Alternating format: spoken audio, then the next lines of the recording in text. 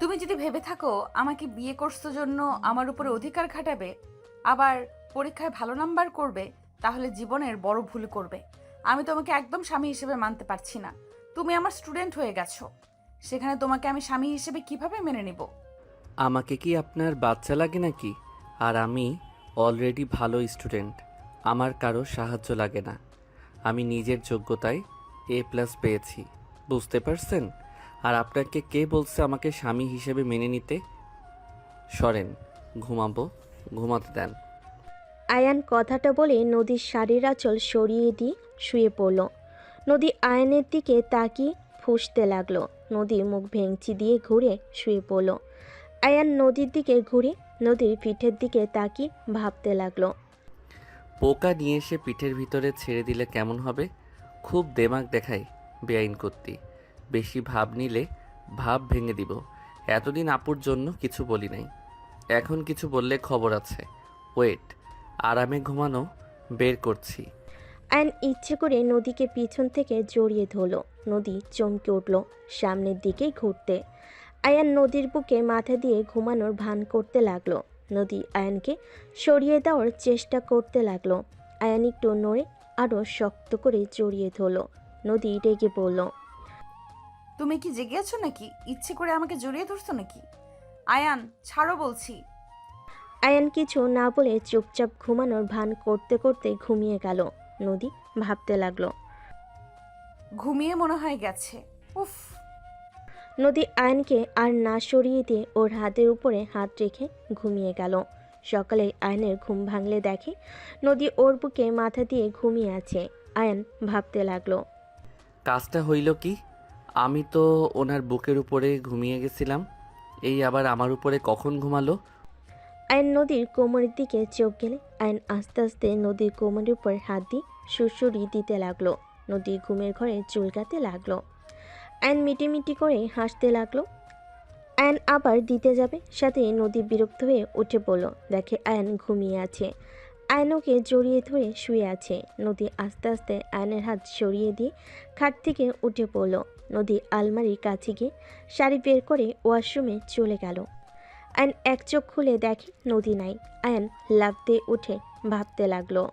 উফ, ওই বেডা বিয়ে করে নিয়ে যাওয়া বাদ দিয়ে গার্লফ্রেন্ড নিয়ে পালাইলো, আর ওর হবু বউ আমার কপালে চলে আসলো। কচু, যদি কোনো দিন সামনে পাই লাথি মারবো পিছনে, বজ্জাত পোলা। আয়ান কথাগুলো ভাবছিল। তখনই ফ্রেশ হয়ে নদী ওয়াশরুম থেকে বের হয়ে দেখে আয়ন কিছু নিয়ে ভাবছে। আয়ানকে দেখে নদী বলে ওঠে। ওই কি ভাবো এত? নদীর কণ্ঠ শুনে আয়ন পিছনে তাকিয়ে বলে। কিছু না। আয়ন কথাটা বলে উঠে আলমারি থেকে শার্ট প্যান্ট বের করে নদীর মাথা থেকে তোয়ালে খুলে নিলে নদী রাগী লুক নিয়ে তাকিয়ে কিছু বলবে, সাথে সাথে আয়ন ঠোঁটে কিস করে দিয়ে বলে। জামাই কোনো কিছু নিলে রাগ করতে হয় না। তোমাকে তো আমি। কিস করবেন নাকি? নদী থাপ্পড় মারতে যাবে, সাথে সাথে নদীর হাত ধরে আরেক হাত দিয়ে কোমর চেপে ধরে টান দিয়ে কাছে নিয়ে এসে দুহাত পিছনে ধরে বলে। এত রাগ ভালো না বউ, তুমি যে হট, তোমাকে তো খালি আদর করতে ইচ্ছে করছে। এতদিন তো বড় হাপু হিসেবে দেখছি, তাই কখনো সেইভাবে তোমার দিকে তাকাই নাই। এখন তোমাকে দেখে আমি পুরো ফিদা হয়ে গেছি। ভেজা চুলে তোমাকে অসাধারণ লাগছে। তোমাকে দেখে নেশা লেগে যাচ্ছে। আয়নের কথা শুনে নদী ধাক্কা দিলে আয়ন সাথে সাথে দেওয়ালের সাথে ঠেকে গেল। নদীর দিকে হাসি দিয়ে কিছু বলার আগেই নদী বলে উঠল। ছি, তোকে ভদ্র নম্র ভেবে এসেছি। এতদিন তোকে নিয়ে কত প্রশংসা করছি সবার কাছে, আর তুই সবার সামনে নিজেকে যেভাবে প্রেজেন্ট করস, আসলে তো তুই তেমন না। কতটা নোংরা তুই! তোর জায়গায় আমি থাকলে আমি তো কখনোই এভাবে কথা বলতাম না।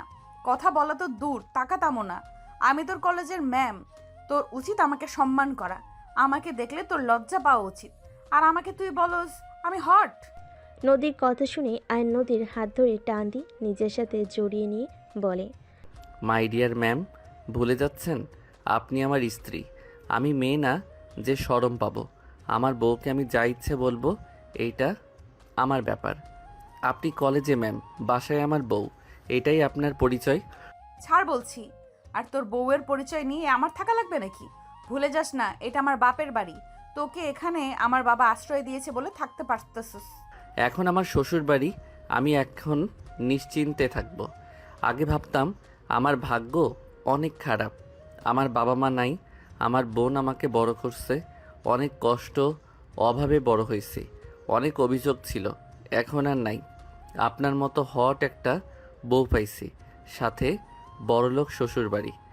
আয়নের কথা শুনে নদী রাগ কন্ট্রোল করতে না পেরে আয়নের মুখে থুতু দিয়ে বলে, তোর বোন কত ভালো, আর তুই মানুষের বাচ্চা হতে পারস না। তোর বোন সহজ সরল, আর তুই হইছস শিয়ানা। অতি উড়া উড়িস না।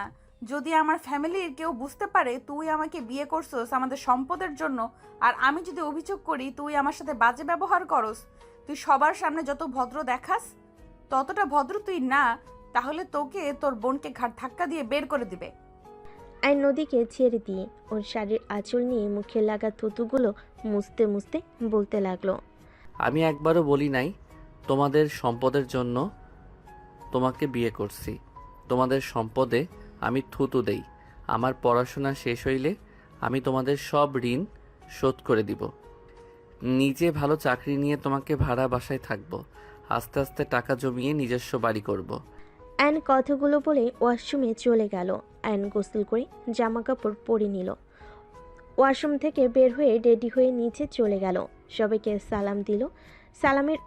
আয়নের সালামের উত্তর নিল সবাই। নদীর ছোট বোন তুলি বলে উঠল, আরে বেয়াই, আপনাকে তো দেখি আজকে বেশি কিউট আর হ্যান্ডসাম লাগছে। তুলির কথা শুনে নদীর ভাবি রূপা বলে ওঠে, আরে লাগবে না আবার, আমার ননদের আদর পেয়ে সুন্দর হয়ে যাচ্ছে। রূপার কথাগুলো শুনে সবাই হাসতে লাগলো। আয়ন লজ্জায় মাথা পিছনে দিয়ে বলতে লাগলো, না মানে, আচ্ছা ভাবি আপু কোথায়? আয়ান, আপু আমি কি আজকে কলেজে যেতে পারবো নাকি কোনো কাজ আছে? আরে ভাই নতুন বিয়ে করছো, বউকে সময় দাও, কলেজে গিয়ে কি হবে? হ্যাঁ ভাবি বাজে কথা বলেন না। আমি আয়ানকে কখনোই স্বামী হিসেবে মানব না। আমি সবাইকে বলে রাখলাম, আয়ানকে কোনোদিন স্বামী হিসেবে মানব না।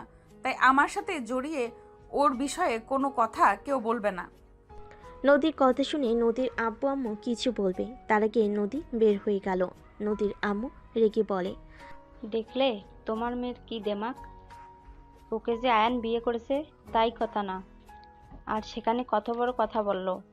আয়ানকে স্বামী হিসাবে কখনোই মেনে নিবে না। আর কেউ কিছু বলবে তার আগেই আয়ন নদীর আম্মুর দু কাঁধে হাত দিয়ে ধরে বলে, উফ আন্টি রাগ করেন না, আপনার মেয়েকে পটানোর দায়িত্ব আমার। এমনভাবে পটাবো দেখবেন তখন নিজের মুখে আমাকে স্বামী হিসেবে পরিচয় দিবে। আয়ান, নদীর সাথে পাকনামি যেন করতে যাস না। ওর মাথা ঠান্ডা হলে সব ঠিক হয়ে যাবে। তুই ছোট, তোর সাথে বিয়ে দিয়েছি তাই রাগ করেছে। এখানে যে কেউ রাগ করবে। বৌমা, তুমি সবসময় নদীর হয়ে কথা বলবে না তো? তোমাদের দুজনের আদর পেয়ে পেয়ে এত বড় কথা বলার সাহস পেল। আম্মু ক্ষমা করবেন, আমার কথা যদি কষ্ট পান। আম্মু, নদীর জায়গায় যে কেউ থাকলে রাগ করতো। আপনারা হঠাৎ করে আয়ানের সাথে বিয়ে দিলেন, বিষয়টা নদী মেনে নিতে পারছে না, তাইও রেগে আছে। কেন, তোমার ভাই কি ভালো ছেলে না? ওই কি খারাপ ছেলে নাকি যে তোমার ননদ এত বড় কথা বলবে? আম্মু, নদীকে কিছু সময় দেন, আর যত বলুক, স্বামী স্ত্রীর সম্পর্ক পবিত্র থাকতে থাকতে এমনিতেই ভালোবাসা তৈরি হয়ে যাবে। এখন ওই ছোট, আর আয়ানও তো নদীকে বড় আপু বলে ডাকতো। আয়ানকেও নদী তো ছোট ভাইয়ের মতো দেখতো। সেখানে হুট করে স্বামী হয়ে গেলে বিষয়টা লজ্জাজনক ব্যাপার। আমি কিছু বলবো না, তোমরা যা ইচ্ছে করো। নদীর আম্মু রাগ করে চলে যেতে নিবে। আয়ন দৌড়ে নদীর আম্মুর রুমে চলে গেল। নদীর আম্মু খাটের উপর বসলে আয়ন হাঁটু গেড়ে বসে হাত ধরে বলে, আন্টি আপনি এমনভাবে থাকলে কিন্তু আমার ভালো লাগে না।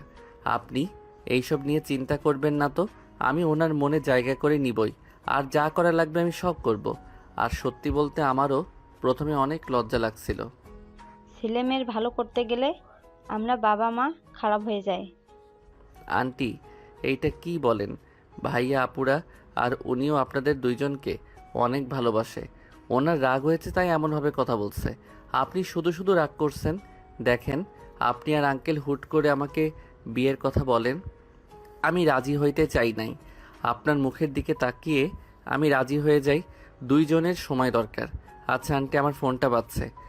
আয়ন উঠে ফোনটা রিসিভ করে ওর ফ্রেন্ডদের সাথে কথা বলা শেষ করে নদীর আম্মুকে কিছুক্ষণ বুঝিয়ে আয়ন রুম থেকে বের হয়।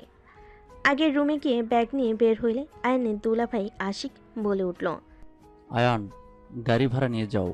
ভাইয়া ভাড়া আছে, ওনার বিয়েতে তো অনেক টাকা উঠছে, ওইগুলো আছে। ও আচ্ছা, আসো, কলেজে নামিয়ে দিয়ে অফিসে যাব। আপনার আবার লেট হয়ে যাইতে পারে, আপনি যান, আমি গ্যারেজ থেকে সাইকেলটা নিয়ে চলে যাব। আচ্ছা, সাইকেল ঠিক করছো? জি, ঠিক করা হয়েছে। আয়ান ওর দুলাভাইয়ের সাথে কথা বলা শেষ করে বাসা থেকে বের হয়ে গেল। সামনে গ্যারেজ থেকে সাইকেল নিয়ে সোজা কলেজে চলে গেল। কলেজে ঢুকে সাইকেলের এক সাইডে রেখে হেঁটে যেতে লাগলো। নিচের দিকে তাকিয়ে থেকে রাকিবকে কল করতে করতে যেতে লাগলো। হঠাৎ কারোর সাথে ধাক্কা খেয়ে ফোন পড়ে যেতে নিবে, সাথে সাথে ক্যাচ ধরে ফেলল। সামনের দিকে তাকিয়ে দেখে নদী পড়ে আছে। আইন কিছু বলার আগেই কিছু স্টুডেন্ট দৌড়ে এসেছে। 3টা মেয়ে নদীকে ধরে তুলল। আর কয়েকটা ছেলে আয়নের মুখে ঘুষি মেরে বলে, তোর এত বড় সাহস, আমাদের ম্যামকে ধাক্কা মেরে ফেলে দিয়ে তাকিয়ে থাকোস। আয়নকে আরেকটা মারতে যাবে, সাথে সাথেই নদী বলে, এই ওকে ছাড়ো, ওই বুঝতে পারে নাই আমি তাড়াতাড়ি করে যেতে নিয়ে ধাক্কা লাগছে, যাও তোমরা। নদীর কথা শুনে ছেলেগুলো আয়নকে ছেড়ে দিয়ে চলে গেল। আয়ন ঠোঁটের কাছে হাত দিলে দেখে রক্ত বের হচ্ছে। আয়ন কিছু না বলে রক্ত মুছতে লাগলো। হঠাৎ করে কয়েকজন এসে নদীকে সালাম দিয়ে আয়নকে পিছন থেকে জড়িয়ে ধরে আয়নের ঠোঁটে রক্ত দেখে অবাক হয়ে বলে ওঠে, দোষ, তোর মুখে রক্ত? কিছু না, চলো ক্লাসে। আর কখন থেকে কল দিচ্ছি, ধরস না কেন? আয়নর বন্ধুদের সাথে মিলে ক্লাসে ঢুকে পড়ল। নদীও আয়নের ক্লাসে চলে গেল। নদীকে দেখে সবাই দাঁড়িয়ে সালাম দিল। নদী ক্লাসের ভিতরে এসে সবাইকে নিজের পরিচয় দিয়ে সবার থেকে পরিচয় নিতে লাগলো। আয়নের কাছে গেলে আয়ান দাঁড়িয়ে বলে, আমার নাম আয়ান। নাইস নেম, বসো। নদী ক্লাস শুরু করতে লাগলো। আয়ন নদীকে মুগ্ধ নয়নে তাকিয়ে থেকে দেখতে লাগলো। নদী মাঝে মাঝে আয়নের দিকে তাকালে আয়নের চোখে চোখ পড়তেই নদী চোখ সরিয়ে নিয়ে ক্লাস করতে লাগলো। নদী ক্লাস শেষ হলে চলে গেল। রাকিব বলে ওঠে, আয়নর বন্ধুদের নিয়ে ক্লাস থেকে বের হয়ে মাঠের ভিতরে গিয়ে ফুচকাওয়ালা মামার কাছে গিয়ে ফুচকা অর্ডার দিয়ে সবাই বসে থেকে আড্ডা দিতে লাগলো। সবার সাথে ফুচকা খাওয়া শেষ করে সবাই মিলে ক্লাসে চলে গেল। ম্যাম যেমন দেখতে তেমন পড়ানোর সিস্টেমটাই অসাধারণ। আচ্ছা বাহিরে চলো, তোদের ট্রিট দিব। আর বলিস কি, তুই আমাদের ট্রিট দিবি? হ্যাঁ চল, বেআইনের বিয়েতে টাকা পাইছি, ওইগুলো দিয়ে খাওয়াবো তোদের। বাহ বাহ, চল। 1:30-এ কলেজ ছুটি হইলে আয়নর বন্ধুদের সাথে বের হয়ে গেল। 3টার দিকে বাসায় আসলে আয়নের মুখে কাটা দেখে আতিয়া বলে ওঠে, আয়ান, কি হয়েছে? তোর ঠোঁটের কাছে কাটা কেন? কিছু না আপু। কয়েকটা ছেলের ঘুষি খেয়েছে ভাবি। নদীর কথা শুনে সবাই অবাক হয়ে বলে, আতিয়া কি আয়ান, কি করছোস যে তোকে ওরা মারলো? তুই কি ক্ষতি করেছিলি ওদের? তোর অনেক সাহস বেড়ে গেছে, তাই না? আপু, আমি কিছু করি নাই। মারতে আসবে, সাথে সাথে নদী পানি খাওয়া শেষ করে বলে, ভাবি আমাকে ধাক্কা দিয়ে ফেলে দিয়েছিল, তাই আমার স্টুডেন্টরা ওকে মারছে। কোনো স্টুডেন্টের সামনে শিক্ষিকাকে অসম্মান করলে কি ছেড়ে দেবে নাকি? কি, ওই তোমাকে ধাক্কা দিয়েছিল? আয়ান, আমি তোকে এই শিক্ষা দিয়েছি? নিজের স্ত্রী সব স্টুডেন্টের সামনে ধাক্কা দিয়ে ফেলে দিয়ে অসম্মান করস? তোর লজ্জা লাগে না? আয়ন আতিয়ার কথা শুনে আতিয়াকে কিছু বলবে, তার আগেই আয়নের গালে থাপ্পড় বসিয়ে দিল। আয়ন গালে হাত দিয়ে নদীর দিকে তাকিয়ে থাকলো। নদীর সোফা থেকে উঠে না দেখার ভান করে রুমে চলে গেল। আয়নকে আরও মারতে যাবে। আয়ন দুহাত দিয়ে মার থেকে বাঁচার চেষ্টা করতে লাগলো। নদীর আম্মু বলে ওঠে, বৌমা থামো, ওকে কেন মারছো? তোমার ননদ ভালো মানুষ নাকি? আয়ান, সত্যি করে বলো তো কি হয়েছিল? আর তুমি হঠাৎ করে ওকে ধাক্কা কেন দিয়ে ফেললে? আন্টি, বিশ্বাস করেন, আমি ইচ্ছে করে কিছু করি নাই। আমি রাকিবকে কল দিতে দিতে হাঁটছিলাম, হঠাৎ করে উনি সামনে আসলো, ধাক্কা লেগে উনি পড়ে যায়। তারপর তারপর সব খুলে বলে রূপা বলে, শুধু শুধু আয়ানকে মারলে আফা? আয়ান যাও, রুমে গিয়ে ফ্রেশ হয়ে নাও। আয়ন সোজা নদীর রুমে চলে গেল। নদী আয়নের দিকে তাকিয়ে থেকে ভিলেন মার্কা হাসি দিল। আয়ন কিছু না বলে ব্যাগ টেবিলের উপর রেখে আলমারি থেকে শার্ট প্যান্ট নিয়ে ওয়াশরুমে চলে গেল। গোসল করে বের হলে শার্ট প্যান্ট বারান্দায় মেলে দিল। আয়ন বারান্দায় দাঁড়িয়ে থেকে পাশের বারান্দার মেয়েটার দিকে তাকাতেই মেয়েটা বলে, হাই আয়ান, কেমন আছো? আলহামদুলিল্লাহ, তুমি কেমন আছো? এই তো আলহামদুলিল্লাহ। বউ কই তোমার? শুয়ে আছে। ও আচ্ছা, সন্ধ্যার দিকে ছাদে এসো। আয়ন মেয়েটাকে কিছু বলবে তার আগে নদী পিছনে দাঁড়িয়ে রাইসার দিকে রাগী লোক নিয়ে তাকাতেই রাইসা চলে যেতে নিলে আয়ন বলে, ওই এখন চলে যাচ্ছ কেন? আমার কথা তো শুনে যাবে নাকি? পরে শুনবো। কথাটা বলে চলে গেল। নদী খাটের কাছে চলে গেল। আইন কিছুক্ষণ সামনের দিকে তাকিয়ে থেকে রুমের দিকে তাকিয়ে দেখে নদী খাটের উপর পা ঝুলিয়ে বসে আছে। আইন রুমে গিয়ে নদীর পাশে বসে আস্তে করে চুলের খোপাটা খুলে দিলে নদী রাগী লোক নিয়ে তাকাতে আইন সাথে সাথে অন্যদিকে তাকিয়ে থেকে বলতে লাগলো, কাউকে চুল ছেড়ে দিয়ে থাকলে বেশি সুন্দর লাগে, বাতাসে উড়লে আরও সুন্দর লাগে। আমার মাথার চুল ছেড়ে দিতে বলছি তোমাকে। কই না তো।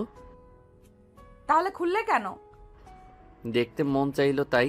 আচ্ছা শুনো, তুমি কি তখন ব্যথা পেয়েছিলে? মানুষ জন্য কিছু বলি নাই। ব্যথা পাইলে কি আর না পাইলেই কি? পাইছো নাকি সেইটা বলো। পাইছি, কি করবি? কোথায় দেখি? কোমরে আর হাতে একটু পেয়েছি। কানার মতো করে হাঁটো। আইন নদীর হাত নিয়ে দেখতে লাগলো। আইনের কাছ থেকে হাত নিয়ে বলে, ছাড়ো। দেখি হাতটা কোথায় পাইছো, দেখা তো যাচ্ছে না। ছাড়ো বলছি। তোমার দেখতে হবে না। দেখাবে নাকি জোর করে কিস করব? বেয়াদব, এখানে ব্যথা পাইছি কি করবি? হ্যাঁ, নদীর কথা শুনে আইন দুষ্টামির হাসি দিয়ে বলে, আমি তো ব্যথার জায়গায় কিস করতে চাইলাম, তাহলে কিস করি। আইন নদীর বুকের দিকে যেতে যাবে আইনের মুখ ধরে বলতে লাগলো, আমি রেগে বলছি, একদম কাছে আসবে না, মারবো কিন্তু। রেগে বসে কেউ রোমান্স করার জন্য বুকের দিকে দেখায় নাকি? নিশ্চয়ই তোমার আমার ভালোবাসা পেতে ইচ্ছা করছে, এত লজ্জা পাও না? নদী আইনের মাথা সরিয়ে দিয়ে লাফ দিয়ে উঠে দৌড়ে রুম থেকে বের হয়ে গেল। আইন খিলখিল করে হাসতে হাসতে খাটের উপরে গড়াগড়ি খেতে লাগলো। নদী পিছিয়ে এসে দরজার আড়াল থেকে আয়নের হাসি দেখে নিজের অজান্তে মুখে হাসি ফুটে উঠল। আয়নের ফোন বেজে উঠলে আয়ন কলটা রিসিভ করলো। আসসালামু আলাইকুম। কে? আমি। ও আমার নাম্বার কোথায় পেলেন? আয়ান, বাসায় ফিরে আয় বাবা, আর কত আমাদের শাস্তি দিবি? বাই। আয়ন কল কেটে দিল। আয়নের ফোন বাজতে লাগলো। আয়ন ফোন বন্ধ করে রেখে রুম থেকে বের হয়ে গেল। আয়ন নিচে গেলে তুলি বলে ওঠে, আয়ান, একটু বের হব, তুমি কি আমাকে নিয়ে যাবে? কোথায় যাবে? প্রতিদিন যেখানে যাই সেখানেই। ও আচ্ছা। প্রতিদিন তুই কোথায় যাস রে? ওনার ফ্রেন্ডদের সাথে আড্ডা দিতে যাই। ও তা তুলি, তুই একা যা, প্রতিদিন ওকে নেওয়ার কি দরকার? আয়ান গেলে বান্ধবীরা ফ্রিতে খাওয়াই। তুলি কথাটা বলে হাসতে লাগলো। সবাই ভুল কুচকে তাকায়। নদী বলে ওঠে, মানে কি? মানে আসলে ও তুমি তো মানে আসলে ও তুমি তো আয়ানকে স্বামী হিসেবে মানোই না, তাই তোমাকে বলে কিছু হবে না। আয়ানকে নিয়ে গেলে আমার ফ্রেন্ডরা আয়ানের প্রেমে হাবুডুবু খাচ্ছে। আয়ান ওদের সাথে কথা বললে ওরা ফিদা।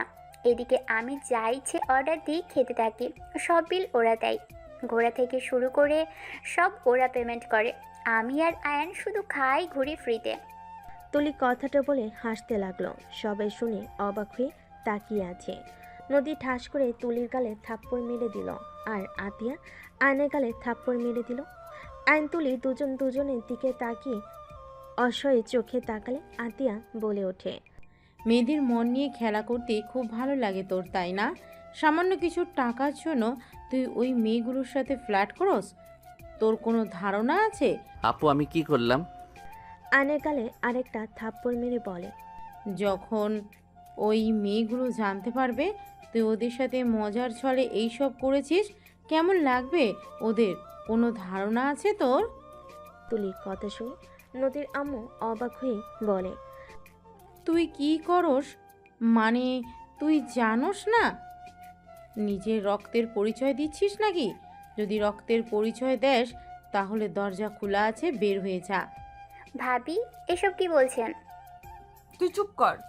তুই এত খারাপ, তোকে কি আব্বু টাকা দেয় না? অন্যের টাকায় খাওয়া ঘোরার জন্য দুজন মিলে ওই মেয়েদের সাথে এমন করতে লজ্জা লাগে না? আয়ানকে বাদ দিলাম, ওই ছোট, তুই তো ওর বড়, আর একটা মেয়ে হয়ে এসব করতে লজ্জা করে না? আরে আজব তো, আমি এখানে কি করছি?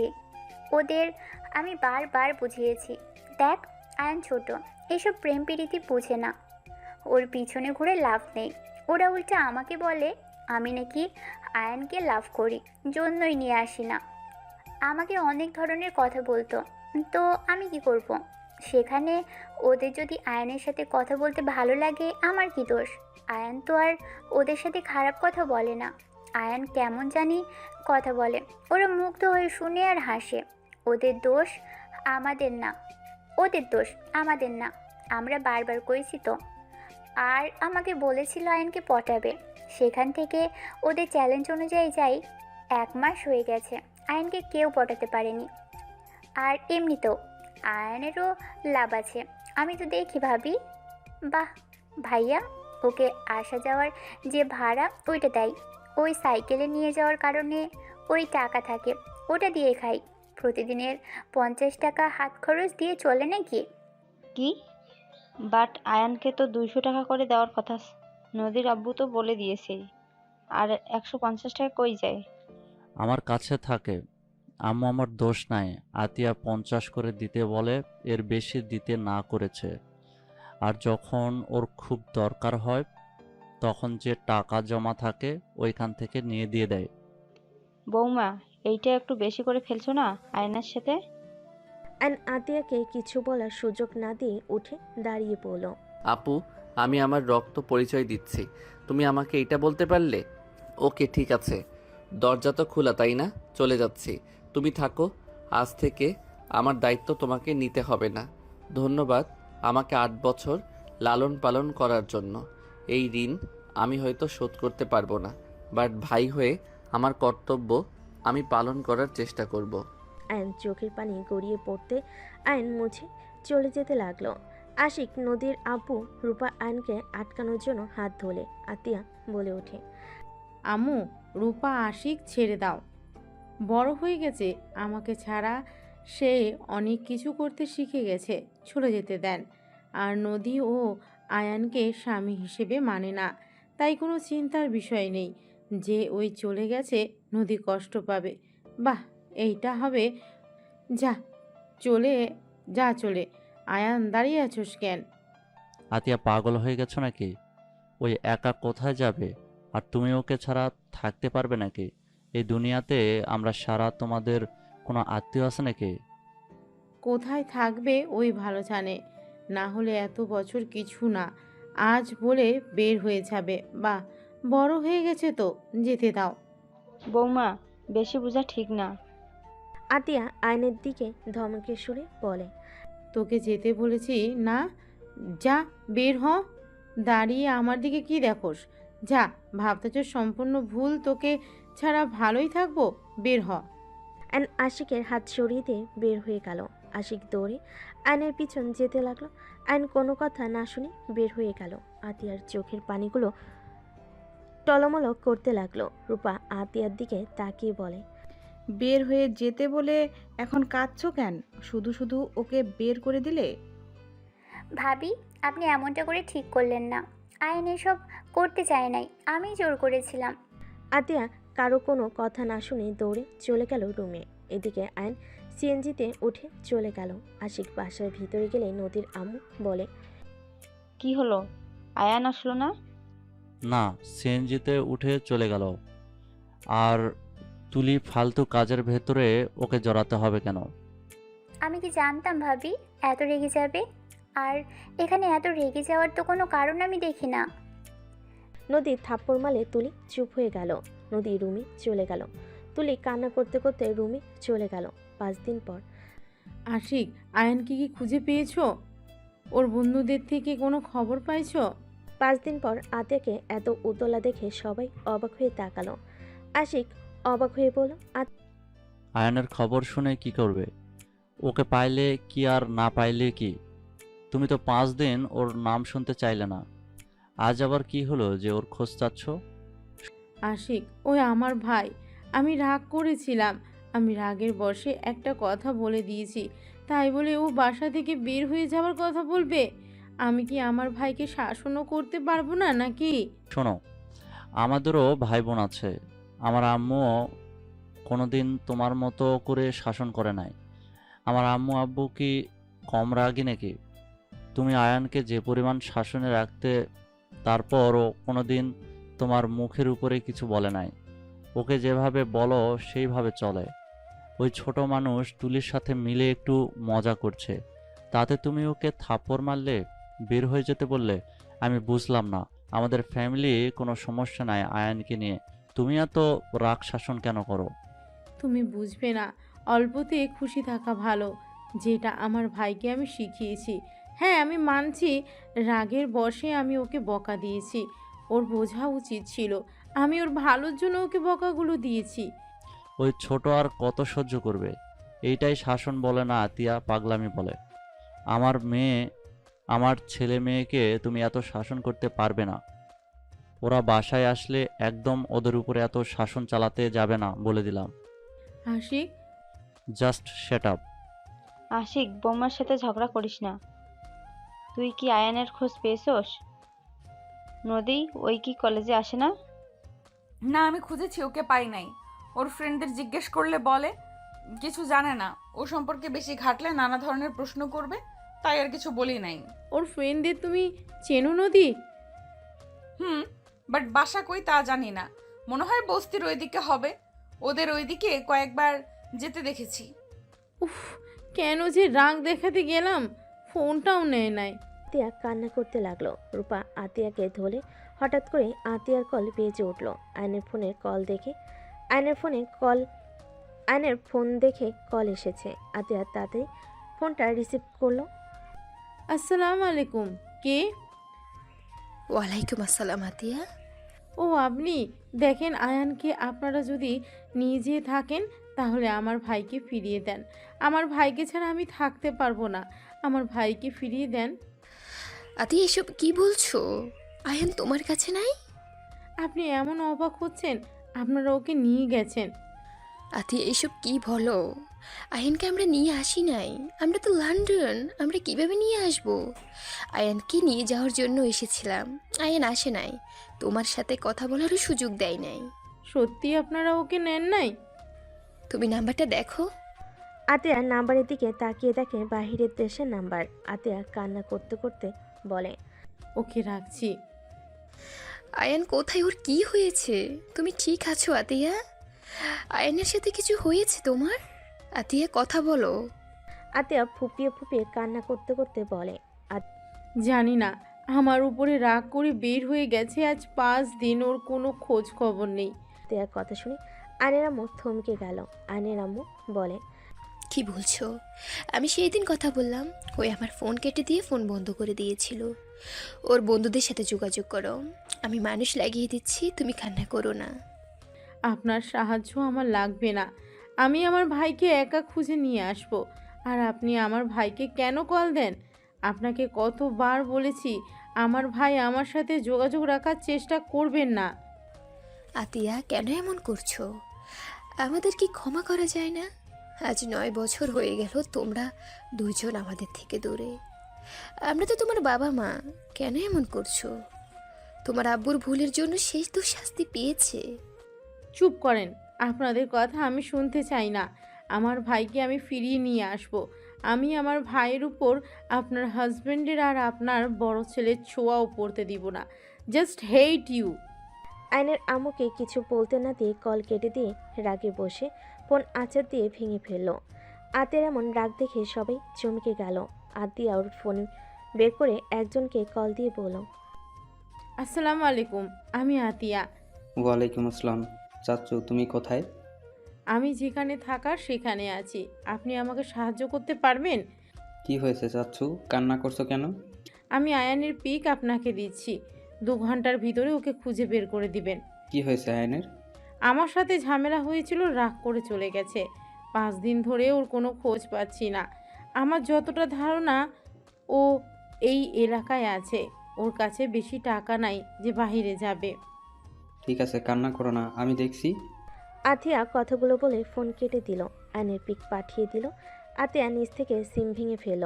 আশিক বলে ওঠে, কাকে বললে যে 2 ঘন্টার ভেতর আয়ানকে বের করে দেবে? এইটা কিভাবে সম্ভব? আমরা 5 দিন ধরে খুঁজে যাচ্ছি, পাচ্ছি না। আর আয়ানের ফোনের সিম ভেঙে কেন ফেললে? এই সিম ফোনের কোনো দরকার নেই, আর যাকে বলেছি তার উপরে আমার বিশ্বাস আছে। আতিয়ার ফোন বেজে উঠলে আতিয়া কল রিসিভ করতেই আয়ান বলে ওঠে, আপু, ওরা আমাকে ধরে নিয়ে এসেছে। আপু আমাকে যেতে দিচ্ছে না। তুই বল আপু, বাসায় যেতে বলেছে। আয়ন কিছু বলার আগেই চাচ্চু ফোন রিসিভ করে বলে, আতিয়া, আয়ান আজকে আমাদের কাছে থাক। তোমার আম্মুরা কাজিনরা ওকে যেতে দিবে না। আয়নকে আসতে দেন, ওই পরে গিয়ে ঘুরে আসবে। তুমি এখানে আছো? ভাই, আতিয়া কল কেটে দিল। আয়নের ফোনগুলো সিম সব টুকরো টুকরো তুলে ডাস্টবিনে ফেলে দিয়ে রান্নাঘরে চলে গেল। নদীর আম্মু আশিককে বলল, বৌমা আমাদের থেকে মনে হয় কিছু লুকাচ্ছে।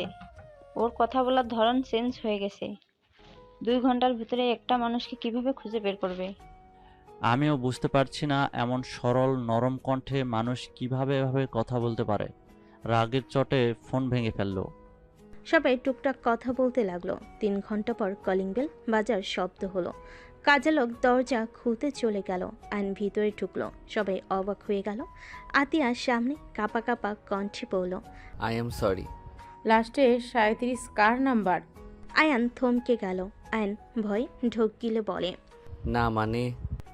আয়নের গালে সজোরে থাপ্পড় মেরে কলার ধরে বলে, না মানে কি? লাস্টে 37 কার? উত্তর দে আমাকে। আপু, আই এম সরি। আয়ন আতিয়াকে জোর করে জড়িয়ে ধরে কান্না করতে করতে বলে, আপু, আমাকে ক্ষমা করে দাও। বিশ্বাস করো, আমি তোমাকে ছাড়া কোথাও যাব না।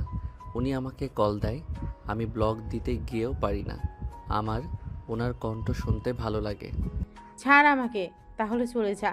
তোকে কে থাকতে বলেছে এখানে? চলে যা। আমি তো খারাপ বোন, তোকে কোনো স্বাধীনতা দেই না। আমি সব সময় শাসনে রাখি। চলে যা তুই। আপু, আই এম সরি। প্লিজ আমাকে ক্ষমা করে দাও। আমার ভুল হয়ে গেছে। আমি আর ওনার ফোন রিসিভ করব না। উনি বারবার আমাকে কল করে। আমি কতবার বলছি আমাকে কল দিবেন না। আমি ফোন বন্ধ করে রাখি। ফোন চালু করলে ওনার 1000টা কল আসে। আমাকে আগে কেন বলস নাই? আমার থেকে আর কি কি লুকাচ্ছিস তুই? আর তুই এই 5 দিন কোথায় ছিলি? আপু, আমি একটা জব দিয়েছি, ওইখানে থাকা খাওয়া সব ফ্রি। মাসে 10,000 টাকা দিবে। তোকে জব নিতে কে বলেছে? আপু, আমি তো বড় হয়েছি, এখন আমার স্ত্রীও আছে। বউকে কিছু কিনে দিতে গেলে সেই তোমার থেকে চাইতে হবে বা দুলাভাইয়ের থেকে। আমার এইটা মোটেও ভালো লাগবে না।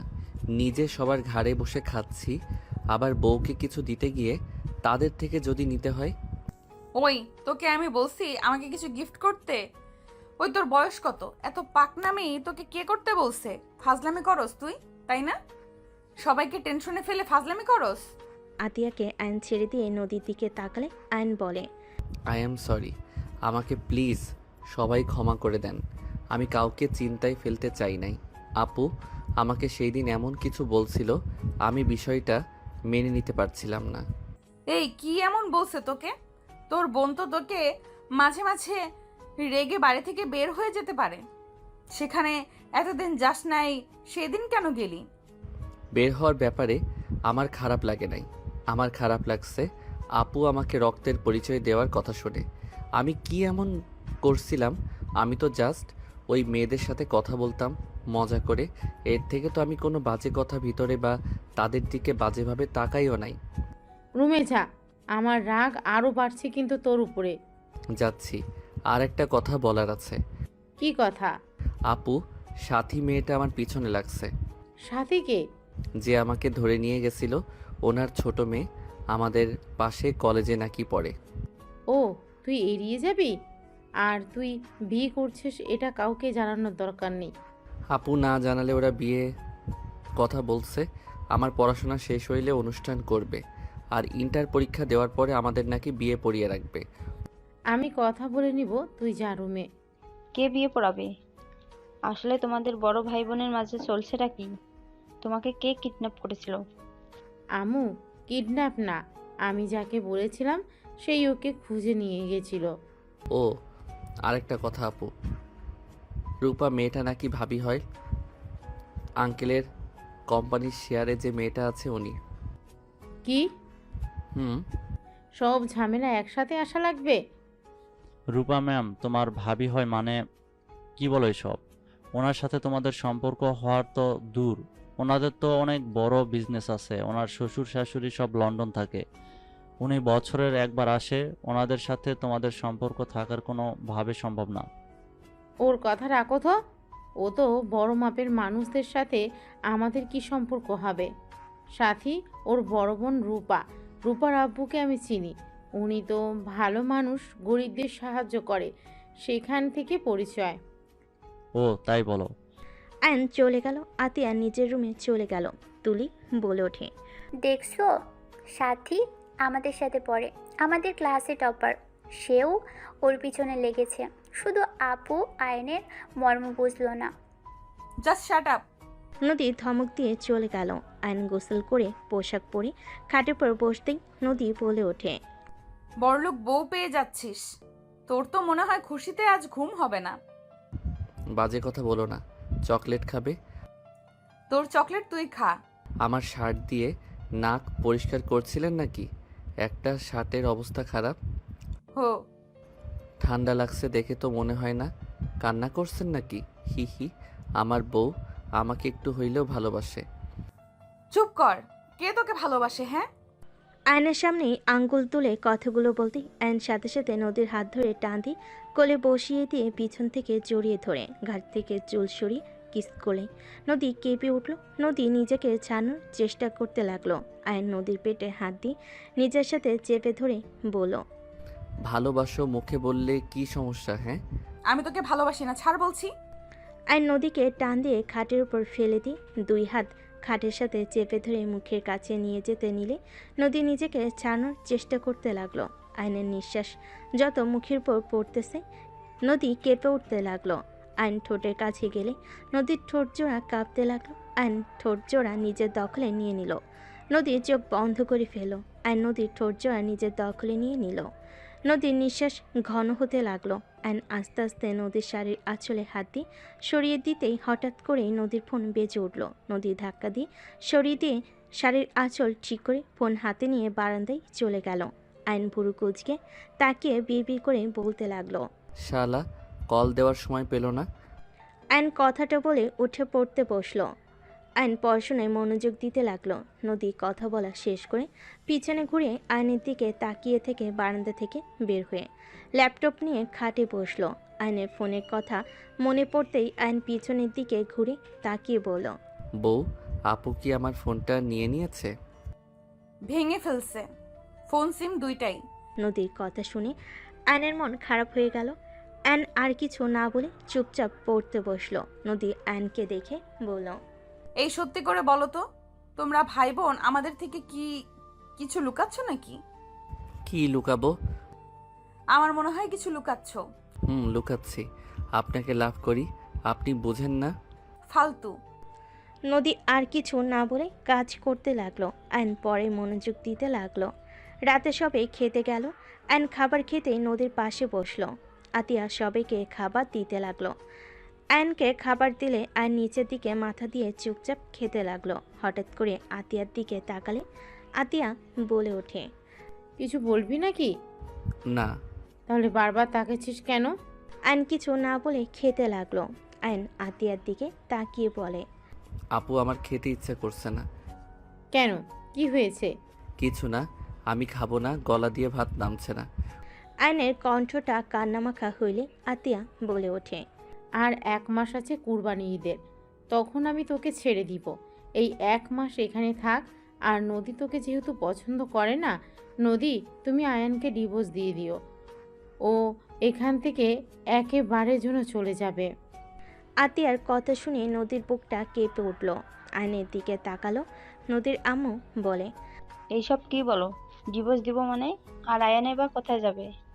আম্মু দেখেন, নদী আয়ানকে অপছন্দ করে, সেখানে জোর করে কোনো সম্পর্ক রাখা উচিত না। আমার মনে হয় ডিভোর্স দেওয়া ভালো। আমাদের জন্য দুইজন একে অপরকে অপছন্দ করে জোর করে একই ছাদে থাকছে আমাদের জন্য। আমরা এইটা হতে দিতে পারি না। মেয়েদের স্বাধীনতা বলে একটা কথা আছে। একটা জিনিস বুঝলাম না, তুমি সব সময় মেয়েদের হয়ে এত কথা কেন বলো? মেয়ে হয়ে কি আমাদের কোনো স্বাধীনতা থাকবে না নাকি? বিয়ে সারা জীবনের ব্যাপার। সেখানে নদী আয়নকে সহ্য করতে পারছে না, সেখানে বাধ্য হয়ে আয়নের সাথে থাকার কোনো মানে হয় না। দুজনের জীবন নষ্ট। আমারও তাই মনে হয়, ওদের বাধ্য হয়ে সম্পর্কে রাখা উচিত না। দুজন চুপ করবে। খাবার খেতে দিবে নাকি উঠে চলে যাব? আতিয়া বসলো, সবে খাবার খেতে লাগলো। আয়ন অল্প খেয়ে উঠে চলে গেল। আয়ন রুমে গিয়ে বসে থেকে ভাবতে লাগলো। উনি কি আসলে আমাকে ভালোবাসে না নাকি? একটা কথাও বলল না আপু। যে ডিভোর্সের কথা বলল কিছু বলল না, চুপচাপ কথাগুলো শুনলো। ওকে ডিভোর্স দিলে আমিও দিব। আমিও চাই না জোর করে ওনার সাথে থাকতে। ভালো লাগছে না, চারিদিকে শুধু অশান্তি। আয়ন কথাগুলো ভাবতে লাগলো। আয়ন খাটের এক কোণে শুয়ে থেকে কথাগুলো ভাবতে লাগলো। নদী রুমের ভিতরে এসে আয়নকে ভাবতে দেখে কিছু বলল না। খাটে শুয়ে লাইট অফ করে দিল। ডিম লাইট জ্বালিয়ে উপরের দিকে তাকিয়ে থাকতে লাগলো। আয়ন নদীর হাতের উপরে মাথা দিয়ে পেট উপরে হাত রেখে জড়িয়ে ধরে বলল, তুমি কি সত্যি আমাকে ডিভোর্স দিবে? আচ্ছা, আমাকে কি সত্যি ভালোবাসা যায় না? আমি অন্য কাউকে ভালোবাসি। নদীর কথা শুনে আয়নের বুকের ভিতর কেঁপে উঠল। আয়ন এক সেকেন্ডের ভিতরে নদীর উপর থেকে হাত সরিয়ে নিল। আয়ন খাট থেকে নেমে বালিশ নিয়ে সোজা সোফায় চলে গেল। নদীর চোখের পানিগুলো গড়িয়ে পড়ল। নদী মনে মনে ভাবতে লাগলো, এই তোমার ভালোবাসা আয়ান? অন্য কাউকে ভালোবাসি শুনে আমার পাশের জায়গাটা ছেড়ে দিলে? নিজের স্ত্রীকে নিজের করে রাখার বয়স তোমার হয় নাই। কিভাবে নিজের জায়গায় ধরে রাখতে হয় সেটা তুমি জানো না আয়ান। নদী কথাগুলো ভাবতে ভাবতে চোখের পানি ফেলতে ফেলতে ঘুমিয়ে গেল। আয়ন এপাশ ওপাশ হতে লাগলো। আয়ন ভাবতে লাগলো, আমাকে ভালো না বাসলে আমি ছিলাম না দেখে আমার শার্ট জড়িয়ে কেন কান্না করছে? আর সত্যি কান্না করছে নাকি আমার ভুল ধারণা? আমি কাছে গেলাম, আমাকে শুধু মুখে বলল সরে যেতে। কই প্রথমের মতো তো জোর করে সরিয়ে দেওয়ার চেষ্টা তো করলো না। উফ, মেয়ে মানুষকে বোঝা বড্ড কঠিন। আমার বোন একটা আছে, এত পেঁচালো কেন এই মেয়ে মানুষ, ধ্যাত ভালো লাগে না। আয়ন কথাগুলো বলে ঘুমিয়ে গেল। সকালে ঘুম ভাঙলে নদী আয়নের দিকে কিছুক্ষণ তাকিয়ে থেকে ওয়াশরুমে চলে গেল। আয়নের ঘুম ভাঙলে খাটের দিকে তাকিয়ে দেখে নদী নাই। আয়ন উঠে ওয়াশরুমের দিকে তাকিয়ে বুঝল ওয়াশরুমে গেছে। আয়ন উঠে বারান্দায় চলে গেল। বারান্দার গ্রিল ধরে দাঁড়িয়ে থাকতে লাগলো। হঠাৎ করে সামনে থেকে রাইসা বলে উঠল, গুড মর্নিং আয়ান, কেমন আছো? Good morning. আলহামদুলিল্লাহ ভালো, তুমি কেমন আছো? আলহামদুলিল্লাহ। কাকির থেকে শুনলাম তুমি নাকি রাগ করে বের হয়ে গেছিলে। ওই আর কি। আর এমন করবে না, তুমি তো জানো ভাবি তোমাকে কত ভালোবাসে। যাই হোক, তোমার বাসার সবাই কেমন আছে? আলহামদুলিল্লাহ। তা বাসায় আসো, ঘুরে যাও। আম্মু আব্বু তোমার কথা জিজ্ঞেস করে। ছেলেটা কোথায়, রাগ করে গেল? যাবো এক সময়, কলেজে যেতে হবে। ওকে যাও। রাইসা চলে গেলে আয়ন পিছনে ঘুরে তাকালে দেখে নদী তাকিয়ে আছে। আয়ন কিছু না বলে নিচের দিকে তাকিয়ে আলমারির কাছে গিয়ে শার্ট প্যান্ট নিয়ে ওয়াশরুমে চলে গেল। ফ্রেশ হয়ে পোশাক চেঞ্জ করে আয়ন বের হইল। ব্যাগ কাঁধে নিয়ে নিচে চলে গেল। আয়ন একজনকে দেখে অবাক হয়ে গেল। আয়ন বলে উঠল, খালা। আয়নের কণ্ঠ শুনে পিছনের দিকে মহিলাটা তাকাতেই আয়নকে বলল, কি বাবা তুমি আমাকে চেনো? MKH। আয়নের কথা শুনে রহিমা খালা অবাক হয়ে গেল। রহিমা খালা কাঁপা কাঁপা কণ্ঠে বলে উঠল, আয়ান। আয়ন দৌড়ে গিয়ে রহিমা খালাকে জড়িয়ে ধরল। সবাই অবাক হয়ে তাকিয়ে থাকতে লাগলো। আতিয়া রান্নাঘর থেকে বের হলে চমকে গেল। আয়নকে রহিমা খালা সারা মুখে চুমু দিতে লাগলো আর কান্না করতে করতে বলে, আয়ান আব্বু তুমি এখানে আছো? বড় মামুনি কোথায়? আপু। আয়নের কথা শুনে রহিমা খালা পিছনে ঘুরে তাকাতেই আতিয়াকে দেখে বলে, মামুনি কেমন আছেন? ভালো, আপনি কেমন আছেন? আজ আমি অনেক খুশি তোমাদের দেখা পেয়ে। আয়ান বাবা কত বড় হয়ে গেছে, আমি তো চিনতেই পারি নাই। আমার বুক পর্যন্ত ছিল, আর এখন কত বড় হয়ে গেছে আমি চিনতেই পারি নাই। হি হি হি। MKH, তুমি কিন্তু আমার ছোট হয়ে গেছো। আমাকে সম্মান করবে। আমি তোমার আব্বু হয়ে গেছি। আয়নের কথা শুনে রহিমা খালা ফিক করে হেসে বলে, একদম, আপনি আমার আব্বু হয়ে গেছেন। মামুনি, আপনি দয়া করে বাবুকে নিয়ে চলেন, আমি ওনাদের খবর দেই। খালা, দয়া করে এখানে কোনো ধরনের কথা তুলেন না। আয়ান, কলেজে যাচ্ছিস না? রহিমা, তুই ওদের দুজনকে চিনোস? রহিমা খালা কিছু বলবে তার আগেই আতিয়া বলে, আম্মু, ওনার সাথে আগে পরিচয় ছিল, ওনার সাথে থাকা হয়েছিল, ওনার বাসায় কাজ করতাম তো। ও আচ্ছা। মামুনি, কি বলেন এসব? ঠিক বলছি খালা। কিরে, যাস না কেন? যাব না আজকে। যেতে বলছি, যা। আয়ন আর কিছু না বলে চলে গেল। রহিমা খালা আতিয়াকে বলে, মামুনি, বেয়াদবি মাফ করবেন। আপনি আয়নবাবু এখানেই থাকেন, আমি ওনাদের জানিয়ে দিই, ওনারা আপনাদের ছাড়া ভালো নেই। কে ভালো নাই রে? আপা, তুমি কিছু জানো না ওরা কারা? খালা, প্লিজ চুপ করবেন। রহিমা খালা আর কিছু বলল না। এদিকে আয়ন কলেজে চলে গেল। কলেজ ছুটি হলে আয়ন রাকিবকে বলল, এই যে মেয়েটা আসছে, তুই ওই মেয়েটাকে পটিয়ে নিবি। যদি নিস তাহলে তোর লাইফ সুন্দরভাবে কাটবে। কে ও? এখানে নাম করা বিজনেসম্যানের ভাতিজি। বলিস কি, রাহেন চৌধুরীর ভাতিজি? হ্যাঁ, থাক, আমি যাই। আয়নের সাথে কিছু বলার আগে সাইকেল নিয়ে জোরে চালিয়ে চলে গেল। নদীকে দাঁড়িয়ে থাকতে দেখে আয়ন সামনে গিয়ে বলে, সাইকেলে যাবেন নাকি? নদী কিছু না বলে পাশে রিকশায় উঠে পড়ল। আয়ন আর কিছু না বলে ওর পিছন পিছন যেতে লাগলো। বাসে গেলে নদী সোজা রুমে চলে গেল। আয়নও রুমে চলে গেল। নদী ফ্রেশ হয়ে নিচে চলে গেলে আয়ন ফ্রেশ হতে চলে গেল। ফ্রেশ হয়ে নিচে গেলে আয়ন আতিয়াকে বলল, আপু, আমি একটু বাইরে যাব। MKH, তুমি কতদিন আছো?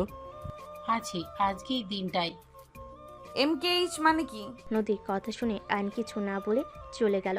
রহিমা খালা হেসে বলে, MKH মানে মিষ্টি খালা। এই আমাকে ছোটবেলা থেকে এটাই বলে ডাকে। ও আচ্ছা। হঠাৎ করে আয়ন দৌড়ে বাসার ভিতর ঢুকলো।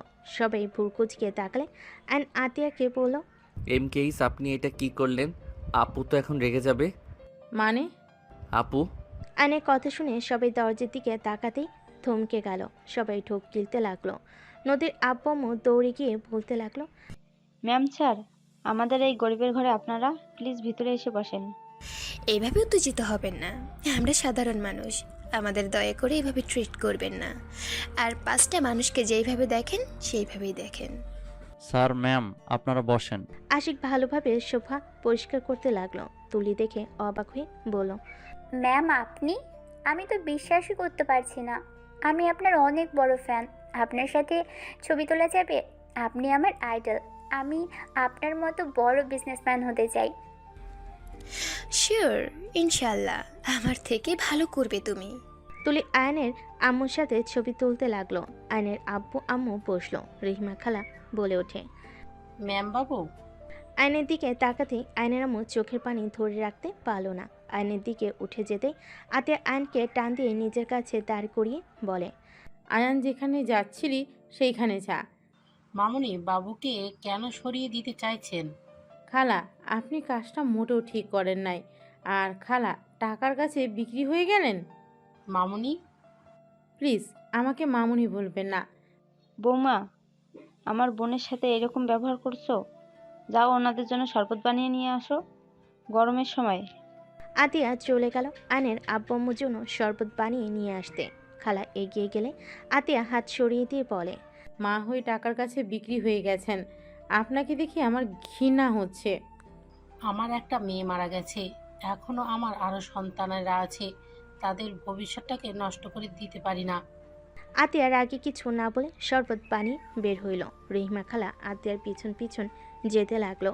আতিয়া দুজনকে শরবত দিয়ে বলল, শরবত খেয়ে তিনজন বের হয়ে যান। আতিয়া, কি বলো? তোমার কোনো ধারণা আছে কাদের সামনে কথা বলছো? ম্যাম স্যার, দয়া করে কিছু মনে করবেন না। আতিয়া, বেশি করে ফেলছো কিন্তু। সমস্যা নাই, আপনারা ওনাকে কিছু বলবেন না। ম্যাম, কত ভালো। ওনাদের এত সম্মান করার কি আছে? আমরা মানুষ, ওনারাও মানুষ, মাথায় তোলার কোনো মানে হয় না। আশিকের আগে আতের হাত ধরে রাগী লুক নিয়ে তাকাতে রহিমা খালা তাড়াতাড়ি করে আশিকের হাত ধরে কিছু বলবে, সাথে সাথেই আতিয়া বলে, খালা ছাড়েন, আমার হাজবেন্ড আমার সাথে যেমন ইচ্ছে তেমন ব্যবহার করবে, হাত ছাড়েন ওর। আর আপনার ম্যাম স্যার নিয়ে এখান থেকে যান। উনি তোমার হাজব্যান্ড? জি মিসেস রাহেলা চৌধুরী, উনি আমার হাজবেন্ড, আর ওনারা আমার শ্বশুর শাশুড়ি, আর ওই দুটা আমার ননদ। এইটাই আমার দেবরের বউ রূপা। তাই আমি চাচ্ছি না আপনারা দুইজন আমার শ্বশুর বাড়িতে বসে থাকেন। আয়নের আব্বু বলে ওঠে, আতিয়া প্লিজ আমাকে ক্ষমা করে দাও, প্লিজ তোমরা আমাদের সাথে চলো। আতিয়া রেগে বলে, অসম্ভব, আপনাদের সাথে আমরা কেন যাব? আপনারা চলে যান, আমাদের দয়া করে বিরক্ত করবেন না। আমরা আলহামদুলিল্লাহ অনেক সুখে আছি, প্লিজ চলে যান। আতিয়া, আর কত শাস্তি দিবে আমাদের? রহিমা তো আমাদের ক্ষমা করে দিয়েছে, সেখানে তুমি কেন আমাদের ক্ষমা করতে পারছো না?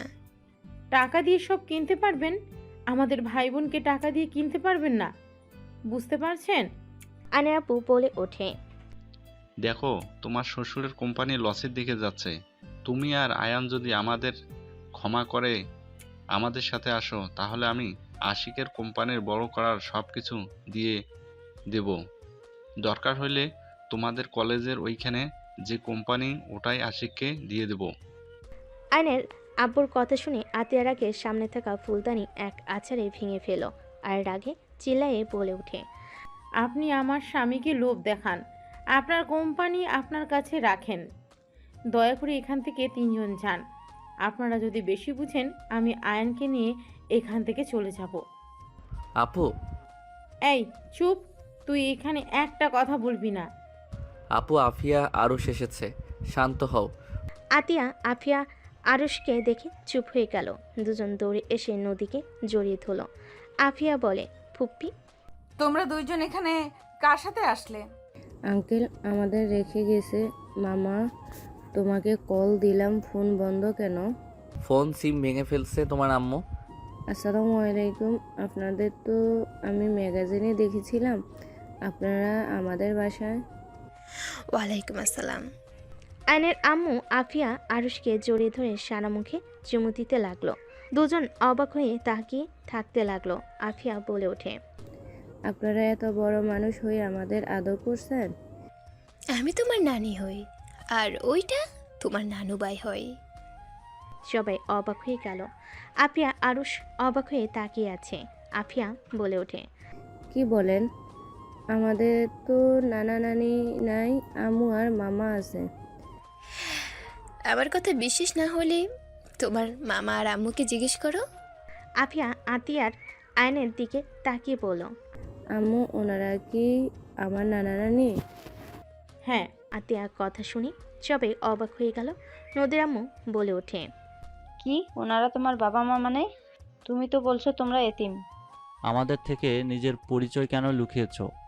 এত বড় বাড়ির ছেলে মেয়ে হয়ে ওই বস্তিতে কি করছিলে? এইসব মানে কি? আমাদের এভাবে ধোকা কেন দিয়েছ? আশিক, তুমি আমাকে ভুল বুঝছো। আমি তোমাদের ধোকা দিতে চাই নাই। আমি ওনাদের পরিচয়ে বাঁচতে চাই না। আমরা ভাই বোন ওনাদের পরিচয় নিয়ে থাকতে চাই না। দয়া করে তোমরা আমাকে ভুল বুঝো না। আমি ওনাদের ঘৃণা করি। আমি চাই নাই আমার ছোট ভাই আমার বাবা বড় ভাইদের মতো হোক, আর টাকা কারণে অভদ্র তৈরি হোক। মানুষকে মানুষ মনে করবে না, টাকার গরমে সব কিনে নেওয়ার চেষ্টা করবে, অন্যায় করে টাকা দিয়ে মুখ বন্ধ রাখবে। এমন যেন না হয়। সেই জন্য আমি আমার ভাইকে নিয়ে দেশে এসেছি। আমার ভাইকে আমি আমার মনের মতো করে বড় করতে পেরেছি, এটাই আমার সফলতা। ওইখানে যদি রাখতাম, আমার ভাই একটা অমানুষ হতো, আর ওই বাড়িতে আমার দম বন্ধ হয়ে আসতো। অনেক কিছু চাইলে বলা যায় না আশিক, শুধু এইটা মাথায় রেখো, এমন কিছু আছে যার জন্য আমার বাবা মা ভাইকে আমি ঘৃণা করি। কেন ঘৃণ্য করো?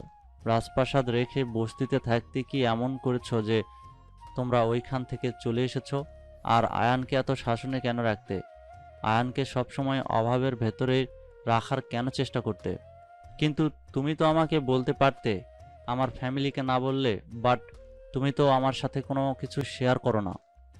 এই তোমার ভালোবাসা 7 বছর ধরে আমার সাথে আসো, কিন্তু একবারও বললাম না আমাকে। বের হয়ে যাও এখান থেকে। তুমি আমাদের সবাইকে ধোঁকা দিয়েছো। ধোঁকাবাজ মেয়েকে আমি আমার বউ হিসেবে দেখতে চাই না।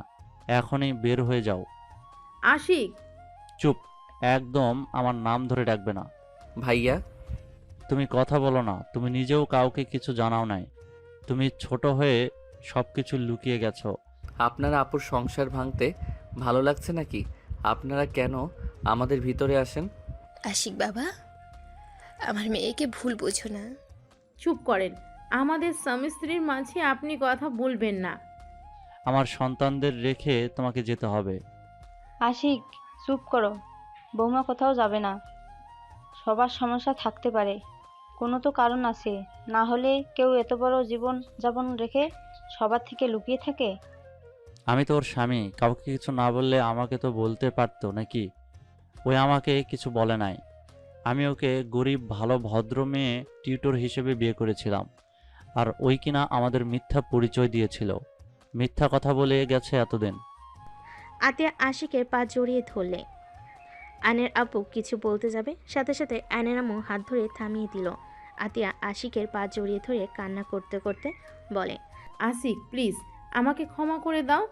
আমি মানছি আমার তোমাকে বলা উচিত ছিল, কিন্তু আমি তোমাকে বললে তুমি আমাকে বারবার জেরা করতে, কেন বের হয়ে এসেছি নানা ধরনের প্রশ্ন করতে, যেটা আমি তোমাকে বলতে চাই না। দেখো, সবার পার্সোনাল ব্যাপার থাকে যা সবাইকে বলা যায় না। প্লিজ আশিক, আমাকে ক্ষমা করে দাও। আর আমি সত্যিটা বললে তোমরা সবাই আমাকে ঘৃণা করবে। কি এমন কথা যে সবাই তোমাকে ঘৃণা করবে? আশিক, মামুনি অনেক ভালো।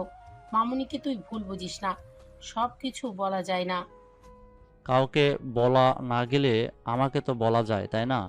আতিয়া, পা ছাড়ো, বিরক্ত লাগছে। আর শোনো, তোমার বাবা মায়ের সাথে দুজন চলে যাও। আমি যাব না, আমি ওনাদের সাথে যেতে চাই না। আমি যদি চাই আমাদের আর কখনো বাংলাদেশে আসতে দেবে না। ওনাদের মান সম্মানে লাগবে এই বাড়ির বউ বলে। ভাইয়া প্লিজ আমাদের ক্ষমা করে দেন। আয়ন আশিকের সামনে গিয়ে ক্ষমা চাইলে আশিক কিছু না বলে আতিয়াকে সরিয়ে দিয়ে রুমে চলে গেল। আতিয়া আশিকের পিছন পিছন যেতে লাগলো। আয়ন রেগে বলতে লাগলো, এখানে আসতে কে বলেছিল আপনাদের? আপনারা কি ভাবছেন আপনারা এখানে আসবেন আর আপু আমি আপনাদের সাথে চলে যাব? আয়ান, বিশ্বাস কর বাবা, আমরা বুঝতে পারিনি এমন কিছু হবে। আমরা তো তোর হারিয়ে যাওয়ার খবর শুনে গতকাল দেশে এসেছি।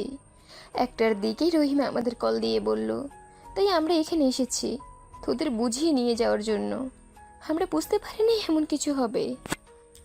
ভালো করছেন ভাইয়া, যদি বের করে দেয় আপনাদের খবর আছে। আপনারা এখান থেকে দয়া করে চলে যান। আয়ন হাত জোর করে বলে আয়নের আম্মু কান্না করতে করতে চলে গেল। আয়নের আব্বু বলে ওঠে, ভুল আমাদের ছিল। তোমার আম্মুকে কেন তোমরা কষ্ট দিচ্ছ? আয়ন কিছু না শুনে অন্যদিকে ঘুরে দাঁড়ালে আয়নের আব্বু চলে গেল। রহিমা খালাও চলে গেল। নদীর আম্মু বলে ওঠে, আমি জানি না তোমাদের মাঝে কি হয়েছে, কিন্তু তোমরা কাজটা ঠিক করলে না। উনি তোমাদের জন্ম দিয়েছে, তোমাদের 9 বছর ধরে কাছে পায় না, না তোমাদের দেখতে পারছে না ছুঁয়ে দেখতে পারছে। আমি একজন মা, আমার মেজ সন্তানটাই দূরে থাকে, প্রতিনিয়ত ওর জন্য বুকটা পুড়ে। আমি তাও আমার সন্তানের সাথে ফোনে কথা বলতে পারি, আর উনি তাও পারে না। উনি তোমাদের ছাড়া ভালো নাই। আমার মনে হয় তোমার বাবা মায়ের কাছে একবার যাওয়া উচিত। আপু আমার ভালোর জন্য আমাকে নিয়ে এত দূর চলে এসেছে। আপু অনুমতি না দিলে আমি কিছু করতে পারবো না। আমার মনে হয় ভাবিকে তোমার বোঝানো উচিত। সবাই মিলে কথা বলতে লাগলো। আর এদিকে আতিয়া আশিককে বলতে লাগলো, শুনতে চাও কেন তাদের থেকে দূরে? ওকে, তাহলে শোনো। রহিমা খালা আমাদের বাসার বিশ্বস্ত কাজের লোক। উনি আমাকে আয়ান ভাইয়াকে বড় করেছে। লন্ডনে গেলে ওনার ছোট মেয়েকে নিয়ে যায়, আর ছোট মেয়ে আমার সাথে সব সময় থাকতো। আমি ওকে অনেক ভালোবাসতাম, ছোট বোনের মতো। ভাইয়াও ছোট মেয়েটাকে একা পেয়ে রেপ করেছিল। মেয়েটা সহ্য করতে না পেরে মারা যায়। আতিয়ার কথা শুনে আশিক যেন থমকে গেল, চোখ কপালে উঠে পড়ল। আশিক বলে ওঠে, কি রুমি ধর্ষণ হয়েছিল? ওই অ্যাক্সিডেন্ট করে মারা যায় নাই? আর ওই যখন ধর্ষণ হয় তুমি কোথায় ছিলে? ওটা মিথ্যা কথা ছিল। আমি আমার ফ্রেন্ডদের সাথে 7 দিনের ট্যুরে গেছিলাম। আর ট্যুরে গেলে আয়ান রুমি জন্য কিছু না কিছু আনতাম। সেই দিন ওর জন্য গিফট নিয়ে আসলে ওকে খুঁজলে কেউ কিছু বলে না, সবাই চুপচাপ হয়ে থাকে। আয়ান ছোট মানুষ দৌড়ে এসে আমাকে জড়িয়ে ধরে বলে, আপু, রুমি আপুকে তো ভাইয়া আকাশে তাড়া করে দিয়েছে। কাউকে বলো না আমি তোমাকে আসতে বললাম, বললে ভাইয়াকে পুলিশ ধরে নিয়ে যাবে। কথাগুলো শুনে আমার হাত পা ঠান্ডা হয়ে যাচ্ছিল। আমি চিৎকার করলে পরে জানতে পারি সব কিছু। আর আব্বু আম্মু সব জানার পর চুপ করেছিল। আব্বু সব কাজের লোককে টাকা দিয়ে মুখ বন্ধ করে রেখেছিল। রইমা খালা পাগল হয়ে গেছিল প্রায়। ওনাকে নিয়ে আমি থানায় যেতে চাইলে উনি আমার সাথে থানায় যায় না। টাকা দিয়ে রুমির মৃতটা অ্যাক্সিডেন্ট বলে চালিয়ে দেয়। আতিয়া কান্না করতে লাগলো, আশিকের দিকে তাকিয়ে বলে, তাহলে বলো ওই ফ্যামিলিতে কিভাবে থাকবো? ছেলে এত বড় অন্যায় করলো, অথচ বাবা মা কিছু বলে নাই, চুপ করে থাকছে। আর আমাকে মুখ বন্ধ রাখতে বলছে। আমাকে রুমে বন্দি করে রেখেছিল। আম্মু পর্যন্ত আমাকে হুমকি দেয়, সেখানে বলবে ওদের পরিচয় সবাইকে জানাই। আজও কেউ জানে না যে রুমির মৃত্যু সত্যিটা। এইটা আমাকে তিলে তিলে কুড়ে খাচ্ছে। আমার নিজের ভাই হলে কি হবে? ওর শাস্তি পাওয়া উচিত ছিল। আর খালা আজ টাকার কাছে বিক্রি হয়ে গেছে। যা দেখতে পারছো সব আমার বাবার টাকায় করছে। তার বাকি সন্তানদের কথা ভেবে রুমির সাথে অন্যায় ভুলে গেছে। আমার সাথে শুধু থাকতো, তাতে আমি রুমিকে ভুলতে পারি নাই। আর উনি মা হয়ে টাকার কাছে বিক্রি হয়ে গেল। আতিয়া কান্না করতে লাগলো। আশিক আতিয়াকে জড়িয়ে ধরল বুকের সাথে। আশিক আতিয়ার মাথায় চুমু দিল। আতিয়া বলতে লাগলো, ভাইয়া অনেক মেয়েদের জীবন নষ্ট করেছে। আমার তাতে ওকে দেখতে ইচ্ছে হতো না। লাস্টে রুমির সাথে যা করেছে সেইটা মেনে নিতে পারি নাই। আর বাবা মাকে তার হয়ে কথা বলতে দেখে পরে আর উপায় না পেয়ে আয়ানকে নিয়ে আমি পালিয়ে দেশে চলে আসি। আমি চাই না আয়ানও ভাইয়ার মতো হয়ে যাক। এখন বলো আমি কি খুব অন্যায় করেছি? যারা অন্যায়কে অন্যায় মনে করে না, আমার ঘৃণা হয় ওনাদের দেখলে। সেখানে তাদের পরিচয়ে কেন চলবো বলতে পারো? আই অ্যাম সরি, আমি তোমাকে ভুল বুঝেছি। তোমাকে নিয়ে আমার গর্ব হচ্ছে। আমি ভুল মানুষকে আমার জীবনসঙ্গী হিসেবে বেছে নেই নাই। ওকে আর কাউকে এইসব বলার দরকার নাই। তুমি তোমার মতো থাকো। আতিয়া আশিককে জড়িয়ে ধরে কান্না করতে লাগলো। আশিক আতিয়াকে সান্ত্বনা দিতে লাগলো। আইন রুমে গিয়ে বসে থাকতে লাগলো। নদী আয়নের পাশে এসে বসলো। আইন নদীর দিকে তাকিয়ে আবার নিচের দিকে তাকালো। নদী আয়নকে বলল, আমার মনে হয় তোমার ফ্যামিলির সাথে তোমার থাকা উচিত। ওনার চোখের পানি মিথ্যা ছিল না। তোমাদের হারানো ব্যথা তার চোখের পানিগুলো স্পষ্ট দেখা যাচ্ছিল। সেই তোমাদের আম্মু, সে কখনোই তোমাদের ক্ষতি চাইবে না। আমারও ইচ্ছে করে আম্মুর কাছে যেতে, কিন্তু আমি আপুকে কষ্ট দিতে পারবো না। ভাবিকে কাছে গিয়ে বোঝাও, দেখো বাবা মা কতদিন বাঁচবে। যদি তাদের সাথে শেষ পর্যন্ত না থাকতেই পারে, তাহলে সন্তান হয়ে জন্ম নিয়ে কি লাভ হইলো? ফ্যামিলির সাথে বাঁচতে শিখতে হয়। সবাই মিলেমিশে থাকার মাঝে আনন্দ আছে। দেখো না আমাদের ফ্যামিলি একসাথে থাকে, কত মজা হয়। এভাবে দূরে দূরে থাকলে কি কোনো মজা আছে বলো? আমি কি করব? আমার মাথায় কিছুই ঢুকছে না। মাথা ব্যথা করছে, ঘুমাবো। আইন উপর হয়ে শুয়ে পড়ল। নদী আয়নের দিকে কিছুক্ষণ তাকিয়ে থেকে ভাবতে লাগলো, তুমি আমাকে ছেড়ে চলে যাবে। ভাগ্যিস তোমার প্রতি ভালোবাসা প্রকাশ করি নাই, করলে আজ আরো বেশি কষ্ট পেতে হইতো। নদীর চোখের কোণায় পানি গড়িয়ে পড়তেই মুছে নিল। সন্ধ্যার দিকে ঘুম ভাঙলে চোখ খুলে দেখে নদী ওর পাশে আদর্শা হয়ে বসে আছে। আইন নদীর কোলে মাথা দিতেই নদী চমকে উঠল। আইন জড়িয়ে ধরে বলল, তুমি কি আমার উপরে ভাইয়ার মতো রাগ করছো? আমি রাগ করলেই কি আর না করলেই কি আয়ান? আমি তো আর তোমার কেউ না। নদী, তুমি আমার স্ত্রী। তুমি কি আমাকে ভালোবাসতে পারবে না? আমি কি তোমার ভালোবাসা পাওয়ার যোগ্য না? তুমি বড়লোক ঘরের ছেলে, আমাদের সাথে তোমার যায় না। তুমি বিয়ে করলে বড়লোক দেখে বিয়ে করবে। তুমি আমার গার্লফ্রেন্ড না, নদী, তুমি আমার বিয়ে করা বউ। বউ গার্লফ্রেন্ডের মধ্যে অনেক পার্থক্য। আমি তোমাকে খুব তাড়াতাড়ি ডিভোর্স দিয়ে দিব। ও সরি, তুমি তো অন্য কাউকে ভালোবাসো। আমাকে ডিভোর্স দিয়ে তার কাছে চলে যাবে নাকি? তোমাকে যখন ওই লোকটা বিয়ে করলো না, তখন তুমি তোমার বয়ফ্রেন্ডকে বিয়ে করতে পারো নাই? কোথায় ছিল তোমার বয়ফ্রেন্ড? দেখো, আমি তোমাকে ছাড়তে পারবো না। মানুষ জীবনে বিয়ে একবার করে, বারবার করার কোনো ইচ্ছে নাই। আমি তোমাকে ভালোবাসি। আমি আর কাউকে বউ হিসেবে মেনে নিতে পারবো না। তুমি আমাকে ভালোবাসো না, এটা আবেগের বশে বলছো। তোমার বাবা মা যদি বলে মেয়ে বড় বেশি, ছেলের বউ হিসেবে মানলাম না, তখন তুমি নিজেই আমার হাত ছেড়ে দিবে। আর এখন আমাকে ভালো লাগছে, ভবিষ্যতে আমাকে তোমার ভালো লাগবে না। নদীর কথা শুনে আয়নের রাগ উঠল। আয়ন কোনো কিছু না বলে উঠে পড়ল। আয়ন ওয়াশরুমে চলে গেল। আয়ন মুখে পানি দিয়ে আয়নের দিকে তাকিয়ে থাকতে আয়ন ভাবতে লাগলো, আমাকে ডিভোর্স দিবা তাই না? আগে তোমাকে বাচ্চার আম্মু বানাই, তারপর দেখবো আমাদের ছেড়ে কিভাবে যাও। আর এই ফালতু কথা বলা বের করব। আয়ন দুষ্ট হাসি দিয়ে ফ্রেশ হয়ে বের হইল। নদীর দিকে তাকাতে নদী উঠে চলে গেল। আয়ন নদীর পিছন পিছন যেতে লাগলো। আয়নের পকেটে বাদাম থাকাতে আয়ন একটা বাদাম নিয়ে সোজা নদীর কোমরের দিকে ছুঁড়ে মারল। নদীর ভুর কুচকে পিছনে তাকালে আয়ন শীষ বাজাতে বাজাতে অন্যদিকে তাকিয়ে নিচে নেমে যেতে লাগলো। নদী বলে উঠল, ফাজিল কোথাকার, বেয়াদব ছেলে একটা। নদীর কথা শুনে সবাই নদীর দিকে তাকালো। আয়ন নদীর দিকে তাকিয়ে বলে, এক্সকিউজ মি, আমাকে কিছু বলছেন? থাপ্পড় মেরে দাঁত ফেলে দিব। আন্টি, এটা কি ধরনের বেয়াদব বলেন তো? স্বামীর দাঁত ফেলে দিলে সবাই ওনাকে বলবে না? দাঁত ছাড়া স্বামী, মান সম্মান কার যাবে বলেন তো? আয়নের কথা শুনে আতিয়াবাদে সবাই হেসে দিল। নদী রেগে বলে উঠল, জাস্ট শাট আপ আয়ান। ঢং। আয়ন কথাটা বলে নিচে নামলো। নদী নিচে নেমে সোফায় বসলে আতিয়া বলে ওঠে, নদী, মন থেকে একটা কথা বলবে? কি কথা ভাবি? তুমি কি সত্যি আয়নের সাথে থাকতে চাও না? দেখো, মন থেকে বলো। যদি না থাকতে চাও তাহলে আমাদের বলো। আতিয়ার কথা শুনে নদী চুপ করে থাকলো। আয়ন বলে ওঠে, আপু, ওনার কথা রাখো। আমি ওনাকে ডিভোর্স দিব না। উনি আমাকে মেনে নিক বা না নিক, উনি আমার স্ত্রী নামে থাকবে। আমি বেঁচে থাকতে ওনাকে অন্য কারো হতে দিব না। Just shut up. কেউ থাকতে না চাইলে তাকে জোর করে রাখা যায় না আয়ান।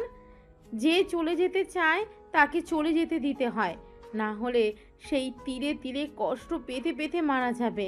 আপু, আমি ওনাকে ছাড়া কাউকে আমার লাইফে চাই না। উনি আমার স্ত্রী, উনি থাকবে সারা জীবন। বলো। আয়নের কথা শুনে নদী অবাক হয়ে তাকালো। তুলি বলে উঠল, আয়ান তোমাকে সবার সামনে চাচ্ছে, আর তুমি এত ভাব কেন নাও আপু? এসব আবেগ, আবেগ চলে গেলে তখন আর আমাকে ভালো লাগবে না। বারবার এক কথা কেন বলো? আমি একবারও বলছি এইটা আমার আবেগ, তুমি আমার স্ত্রী, তাই আমি তোমাকে ভালোবাসতে শুরু করছি। বলতে ভালোবাসি। দেখো, আমি তোমাকে চেয়েছি মানে তোমার আমার হয়ে থাকতে হবে। তোমার বয়ফ্রেন্ড যেই থাকুক আমি তার হতে দিব না। আয়ান, সব কিছুতে জেদ মানায় না। ওই না থাকলে জোর করে কিভাবে রাখবি? ওই আস্তে আস্তে ঠিক আমাকে ভালোবাসবে, এইটা আমার বিশ্বাস। চুপ কর নদী, তুমি ভেবে দেখো। যদি দেখো না থাকা সম্ভব না, তাহলে ডিভোর্স লেটার দিয়ে দিও। আমার ভাবার কিছু নাই, আমি ওর সাথে থাকতে পারবো না।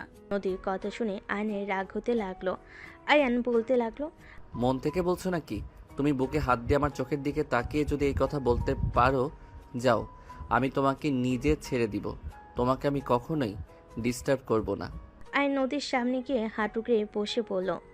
তাকাও আমার দিকে। এইসব ফালতু ডায়লগ দিবে না তো। আমি যেটা বলছি ওইটা করো। ওইসব করা লাগবে না আমার। আমি ভালোবাসি না, এটাই আসল কথা। এত নাটক আমি করতে পারবো না। নাটক লাস্টবার করো। আমার দিকে তাকিয়ে কথাগুলো বললে আমি আর তোমার সাথে থাকবো না। আয়ন জোরাজুরি করতে লাগলো। এক পর্যায়ে আয়নের উপরে বিরক্ত হয়ে নদী চিল্লাইয়ে বলে উঠল, আমি তোমাকে ভালোবাসি না। এক কথা কতবার বলবো? হ্যাঁ, তোমার দিকে তাকিয়ে বলছি, কান খুলে শুনে নাও। আমি তোমাকে ভালোবাসি না মানে ভালোবাসি না। তোমার সাথে সংসার করা আমার পক্ষে সম্ভব না। দয়া করে আমাকে মুক্তি দাও প্লিজ। আমার লাইফ থেকে চলে যাও তুমি। নদী কথাগুলো শেষ করতেই আয়ন কিছু না বলে উঠে পড়ল।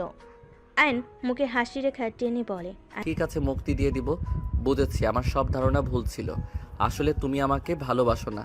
আয়নের চোখের কোণে পানি আসতে লাগলো। আয়ন চোখ মুছতে লাগলো। তুলি কিছু বলতে গেলে আয়ন বলে, চুপ করো, আর কাউকে ওনাকে বোঝানোর দরকার নাই। আপু, ঠিক বলছো, জোর করে রাখা উচিত না। আসলে উনি আমাকে ভালোবাসে না, অন্য কাউকে ভালোবাসে। আতিয়া কিছু বলতে যাবে আইন রেখে নদীর দিকে তাকিয়ে বলল, 1 তালাক 2 তালাক। আয়ান কি করছিস? আয়ান এমনটা করো না। আপু, দয়া করে কেউ আমাকে বাধা দিবেন না। 3 তালাক। যান, আপনি আজ থেকে মুক্ত। সঠিক সময় ডিভোর্স লেটার পেয়ে যাবেন। আইন চোখের পানি মুছতে লাগলো। নদীর আম্মু থ হয়ে সোফায় বসে পড়ল। নদীর কানে তালাক শব্দটা ভাসতে লাগলো। নদীর শরীরের শক্তি যেন এক নিমিষেই হারিয়ে গেছে। নদী পাথরের মতো বসে থেকে আইনের দিকে তাকিয়ে থাকতে লাগলো। আইন চোখ মুছতে মুছতে বলে, আপু, আমি এখানে থাকতে পারবো না। আমি আম্মু আব্বুর সাথে একদিন থাকতে চাই। তারপর আমার মন যেদিকে যাবে আমি সেদিকে চলে যাব। কোথায় যাবি? জানি না, এখানে আমি আর থাকতে পারবো না। ওনাকে দেখলে আমার কষ্ট হবে। ওকে, তুই যা আম্মু আবুর কাছে, আমি ঠিকানা বলে দিচ্ছি। আপু, একটা কথা বলবো? দেখো, ভাইয়া ভুল করছে।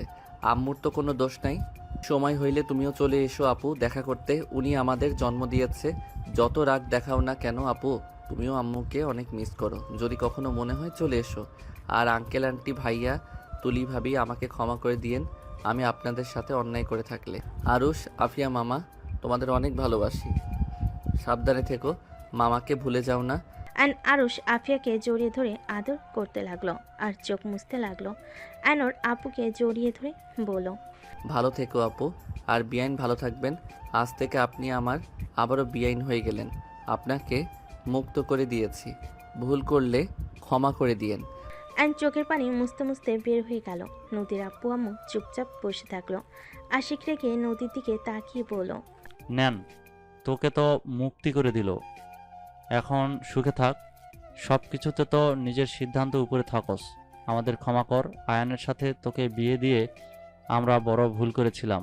যাক, তুই নিজেই তো সরিয়ে দিলি, ভালো করছস। ডিভোর্স লেটার পাঠিয়ে দিস ওকে। আশিক রেগে চলে গেল।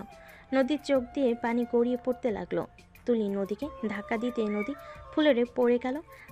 আতিয়া দৌড়ে গিয়ে নদীকে দেখে নদী অজ্ঞান হয়ে গেছে। আতিয়া রূপা ডাকতে লাগলো। তুলি দৌড়ে গিয়ে পানি নিয়ে আসলো। রূপা নদীর মুখে পানি দিতে দিতে বলতে লাগলো, নদী, এই নদী, চোখ খুলো। কি হলো তোমার? চোখ খুলো। নদী, চোখ খোলো। নদীর জ্ঞান ফিরলে নদী উঠে দাঁড়িয়ে গেল। কাউকে কিছু না বলে পাথরের মতো সোজা সিঁড়ি ভেঙে উপরে চলে গেল। রুমে গিয়ে দরজা লাগিয়ে দিয়ে নদীর জোরে চিৎকার দিয়ে হাউমাউ করে কান্না করতে লাগলো। নদী কান্না করতে করতে খাটের উপর হয়ে শুয়ে পড়ে। কান্না করতে করতে বলতে লাগলো, আমার এত কষ্ট কেন হচ্ছে? আমি নিজেই তো তোমাকে বাধ্য করলাম। কিন্তু আয়ান, তুমি আমাকে কিভাবে তালাক দিতে পারলে? তুমি আমার মন বুঝেও কিভাবে লাস্টে এটা করতে পারলে? নদী কথাগুলো বিড়বিড় করে কান্না করতে লাগলো। এদিকে আইন ঠিকানা অনুযায়ী চলে গেল। আইন বাসার সামনে গেলে দারোয়ান আইনকে থামিয়ে দিল। আইন বলতে লাগলো, আমাকে যেতে দেন, আমি এই বাড়ির ছেলে। আইনের কথা শুনে দারোয়ান বডিগার্ড হাসতে লাগলো। দারোয়ান বলে ওঠে, ওই ছেলে, এখান থেকে যা, বিরক্ত করিস না। বেশি বুঝলে পুলিশে ধরিয়ে দেব। কথাগুলো বলে একজন আইনকে ধাক্কা দিলে সাথে সাথে এক গাড়ির সাথে ধাক্কা খেলো। ধাক্কা খেয়ে রাস্তায় পড়ে গেল। গাড়ি থেকে সাথে বের হয়ে দৌড়ে আইনের কাছে গিয়ে তুলে পড়ল। আয়ান, তুমি এখানে? আর ওই, আপনারা ওকে ধাক্কা কেন দিলেন? আর একটু হলে কি হতো? দারোয়ান সাথীকে সালাম দিয়ে বলে, ম্যাম, এই ছেলেটা কখন থেকে বিরক্ত করছে? বলে উনি নাকি স্যারের ছেলে। ঠিক তো বলছে, ওই এই বাড়ির ছেলে। সরেন সামনে থেকে। সবাই অবাক হয়ে তাকালো। আইনের পায়ে ধরে ক্ষমা চাইতে যাবে, সাথে সাথে আইন বলে, কি করছেন? আমি আপনার ছোট, আমার পায়ে কেন ধরতে নিয়েছেন? দেখেন, আমি কিছু মনে করি নাই। আপনারা আপনাদের দায়িত্ব পালন করছেন। আইন কথাগুলো বলে সাথে সাথে ভিতরে গেল। সাথীকে আইন ধন্যবাদ দিয়ে দিল। দুজন সদর দরজার সামনে দাঁড়িয়ে কলিং বেলে চাপ দিল। কাজের লোক দরজা খুলে দিল। সাথী আইন একসাথে বাসার ভিতর ঢুকলো। বসার ঘরে যেতেই সবাই আইনকে দেখে অবাক হয়ে গেল। আইনের আম্মু দৌড়ে এসে আইনকে জড়িয়ে ধরে বলে, আয়ান বাপ, তুই এসেছিস? আমি তো বিশ্বাস করতেই পারছি না। আয়ান, তুই আসি করে আসে নাই? না, আমি একা এসেছি। আয়নকে দেখে রাফি দৌড়ে এসে আয়নকে জড়িয়ে ধরে কান্না করে দিল। রাফি কান্না করতে করতে বলতে লাগলো, আয়ানবাবু কেমন আছিস তুই? ভাই আমাকে ক্ষমা করে দে ভাই। রাফি আয়নকে জড়িয়ে ধরে কান্না করতে লাগলো। আয়নকে দেখে সবে এক এক করে আয়নকে আদর করতে লাগলো। আয়ন সবার সাথে কুশল বিনিময় করলো। আয়নের আব্বু বলে, আয়ান আতিয়া আসবে না? আমি জানি না। আচ্ছা আয়ান, চল রুমে গিয়ে ফ্রেশ হয়ে নে বাবা। আয়নের আম্মু আয়নকে নিয়ে রুমে চলে গেল। 5 বছর পর আম্মু আপুর আসবে না? সবাই আসবে, তোর বিয়ে আর তোর বোন আসবে না, তা কি হয় নাকি? আপু তো আমার সাথে কথা বলছে না। আসবে, চিন্তা করিস না তো, ওই যে এসে গেছে। আয়ন সদর দরজার দিকে তাকালে আরুষ আফিয়া দৌড়ে এসে আয়নকে জড়িয়ে ধরলো। আয়ন ওদের আদর করতে লাগলো। আতিয়ার দিকে তাকাতেই নদীকে দেখতে পেয়ে আয়নের বুকটা কেঁপে উঠল। আয়নের আব্বু আম্মু ভাবি সবাই নদীর ফ্যামিলির সাথে কথা বলতে লাগলো। আয়ন আতিয়ার কাছে এগিয়ে গেলে আতিয়া কিছু না বলে হাঁটা দিল। আয়ন বলে ওঠে, আপু আমি কি করছি? কেন আমার সাথে এমন করছো? 3 বছর ধরে আমার সাথে ঠিকভাবে কথা বলছো না। ওই আপু কি হয়েছে তোমার? দয়া করে আমার কানের কাছে ভ্যান ভ্যান করবেন না। আপনার বিয়ে, তাই সবাই মিলে খেতে এসেছি, আপনার ভ্যান ভ্যান শুনতে আসি নাই। আতিয়া কথাটা বলে চলে গেল। আর নদীর আব্বু আম্মু তুলি আশিকের সাথে কুশল বিনিময় করলো। নদীর দিকে তাকাতেই নদী মিষ্টি করে হেসে বলে, অভিনন্দন বিআই। ধন্যবাদ। কেমন আছেন? জি আলহামদুলিল্লাহ, অনেক ভালো। ভিতরে আসেন। আয়ন সবাইকে ভিতরে আসতে বলল। আয়নের আম্মু বলে, আয়ান মামুনিদেরকে রুমে নিয়ে যা। ঠিক আছে আম্মু। আয়ন নদী তুলির লাগেজ নিয়ে হাঁটতে লাগলো। দুজন আয়নের পিছন পিছন যেতে লাগলো। তুলি বলে ওঠে, আয়ান, তোমাদের বাসাটা তো বিশাল বড়, এত বড় বাসায় থাকতে ভয় লাগে না? একটু তো ভয় লাগতো, এখন বিয়ে করতে যাচ্ছি, বউ পাশে থাকলে ভয় আসার প্রশ্ন ওঠে না। ও আচ্ছা। হুম। নদী তুলি আয়নের পিছন পিছন যেতে লাগলো। আয়ন ওদের রুম দেখিয়ে দিয়ে রুম থেকে বের হয়ে গেল। আয়নের বুকের ভিতর ঝড় উঠতে লাগলো। আর নিজেকে সামলিয়ে নিয়ে ওর কাজিনদের সাথে আড্ডা দিতে চলে গেল। সন্ধ্যের দিকে আয়ন রুমে একা বসে আছে, এক দৃষ্টিতে ফ্লোরের দিকে তাকিয়ে আছে। আয়নের আম্মু ডাক দিলে আয়ন ভাবনার জগৎ থেকে বের হয়ে নিচে চলে গেল। আতিয়া না তাকিয়ে অন্যদিকে তাকালো। আয়ন ওর আম্মুর দিকে তাকিয়ে বলল, কিছু বলবে? সারাদিন রুমে কি করিস? হ্যাঁ, এতগুলা বিআই থাকতে সবাইকে নিয়ে একটু ঘুরে আসতে পারিস না? ওই খচ্চর চারটা তোদের কাজ কি ছিল? আয়নের কথা শুনে ওর এক কাজিন বলে, ভাইয়া আমার দোষ নাই, ওনারা তোমার কথা বলে, সবাই একসাথে যাবে। আম্মু আমি একটু সাথীদের বাসায় যাব। বাবা, আয়ান বউকে কি চোখে হারাচ্ছ নাকি? তুলির কথা শুনে নদী আতিয়া বাদে সবাই হাসতে লাগলো। আয়ন মুখে হাসি রেখা টেনে বলে, হুম। ওকে, যাও যাও, আগামীকাল তো গায়ে হলুদ, তারপর বিয়ে। এখনও তাকে পেতে হইলে 2 দিন অপেক্ষা করতে হবে। রাফি আয়নের দিকে তাকিয়ে বলে, আয়ান তুই ঠিক আছিস? কোনো কিছু নিয়ে চিন্তায় আছিস নাকি? দেখ, তোর যদি ওই বিয়েতে মত না থাকে সোজা বলে দে, আমি ওদের বুঝিয়ে নেব। তোর উপরে প্রেশার দিতে চাই না। রাফির কথা শুনে আতিয়া বলে ওঠে, আপনি আবার অন্যের কথাও ভাবেন? রাফি আতিয়ার কথা শুনে চুপ হয়ে গেল। আর কিছু না বলে আরুষ আপিয়ার সাথে খেলা করতে লাগলো। আইন কিছু না বলে যেই ঘুরতে যাবে, পিছনে সাথে সাথে রাকিবকে দেখে আইন খুশিতে জড়িয়ে ধরল। দোস্ত তুই এসেছিস? তোর বিয়ে আমি আসবো না তা তো হয় না, তোর শালিকার সাথে প্রেম তো করা লাগবে নাকি? শালা? তুই শালা হবি, আমি না। ওকে যেই হোক চল আমার সাথে, আমার ভালো লাগছে না। কোথায় যাব? যেখানে যাওয়ার কথা। আরে এটাই তো ম্যাম। রাকিব আইনকে ছেড়ে দিয়ে নদীর সামনে গিয়ে বলে, আসসালামু আলাইকুম ম্যাম, কেমন আছেন? ওয়ালাইকুম সালাম, ভালো। তুমি কেমন আছো?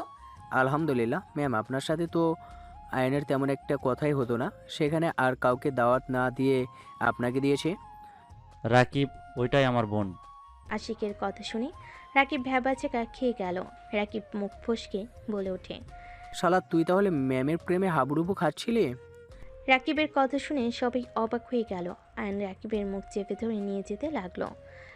আয়নকে গাড়িতে তুলে আয়ন ড্রাইভিং করতে লাগলো। আয়ন সোজা সাথীদের বাসায় চলে গেল। আয়নকে দেখে সবাই অবাক হয়ে তাকিয়ে আছে। আয়নের ভাবি বলে ওঠে, আয়ান তুমি এখানে? ভিতরে আসো। ভাবির সাথী কোথায়? আয়নের কথা শুনে সবে মিটিমিটি হাসতে লাগলো। আয়নের ভাবি মিটিমিটি হেসে আয়নকে দেখিয়ে দিল রুম। আয়ন রাকিবকে নিয়ে সোজা সাথীর রুমের দিকে নক করতে লাগলো। কে? আমি আয়ান। আসো। আয়ন রাকিবকে বাহিরে রেখে ভিতরে ঢুকলো। সাথী আয়নকে দেখে বলল, তুমি এখানে কেন? আমার লাইফটা নষ্ট করতে নিয়েছো? আবার দেখতে আসলে নাকি যে কেমন দেখা যাচ্ছে বিয়ের পর কেমন অবস্থা করব? সাথী বাজে কথা বলো না। রাকিব ভিতরে আয়। রাকিব ভিতরে আসে। সাথী রেগে বলে, তুমি এখানে কি করছো? বের হও। এই চুপ করো। শুনো, আমি রাকিবকে বলেছিলাম তোমাকে পটাতে। হ্যাঁ মানছি আমি ওকে লোভ দেখিয়েছিলাম, কিন্তু রাকিব তো তোমাকে সত্যি করে ভালোবাসে। ওই তোমাকে লোভের জন্য ভালোবাসে নাই। তুমি শুধু শুধু ওর উপরে রেগে আছো। শুনো, রাগ জিদ অভিমান করে ভুল সিদ্ধান্ত নিও না, যা সারা জীবন পস্তাতে হবে। আমার কাছে আইডিয়া আছে, শোনো। আমার কিছু শুনতে হবে না। বের হও দুজন। আমার কারোর সাথে কথা বলার কোনো ইচ্ছে নেই। রাকিব সাথীর পায়ের কাছে বসে পা জড়িয়ে ধরে বলে, সাথী, আমি তোমাকে অনেক ভালোবাসি। আমি তোমাকে ছেড়ে থাকতে পারবো না।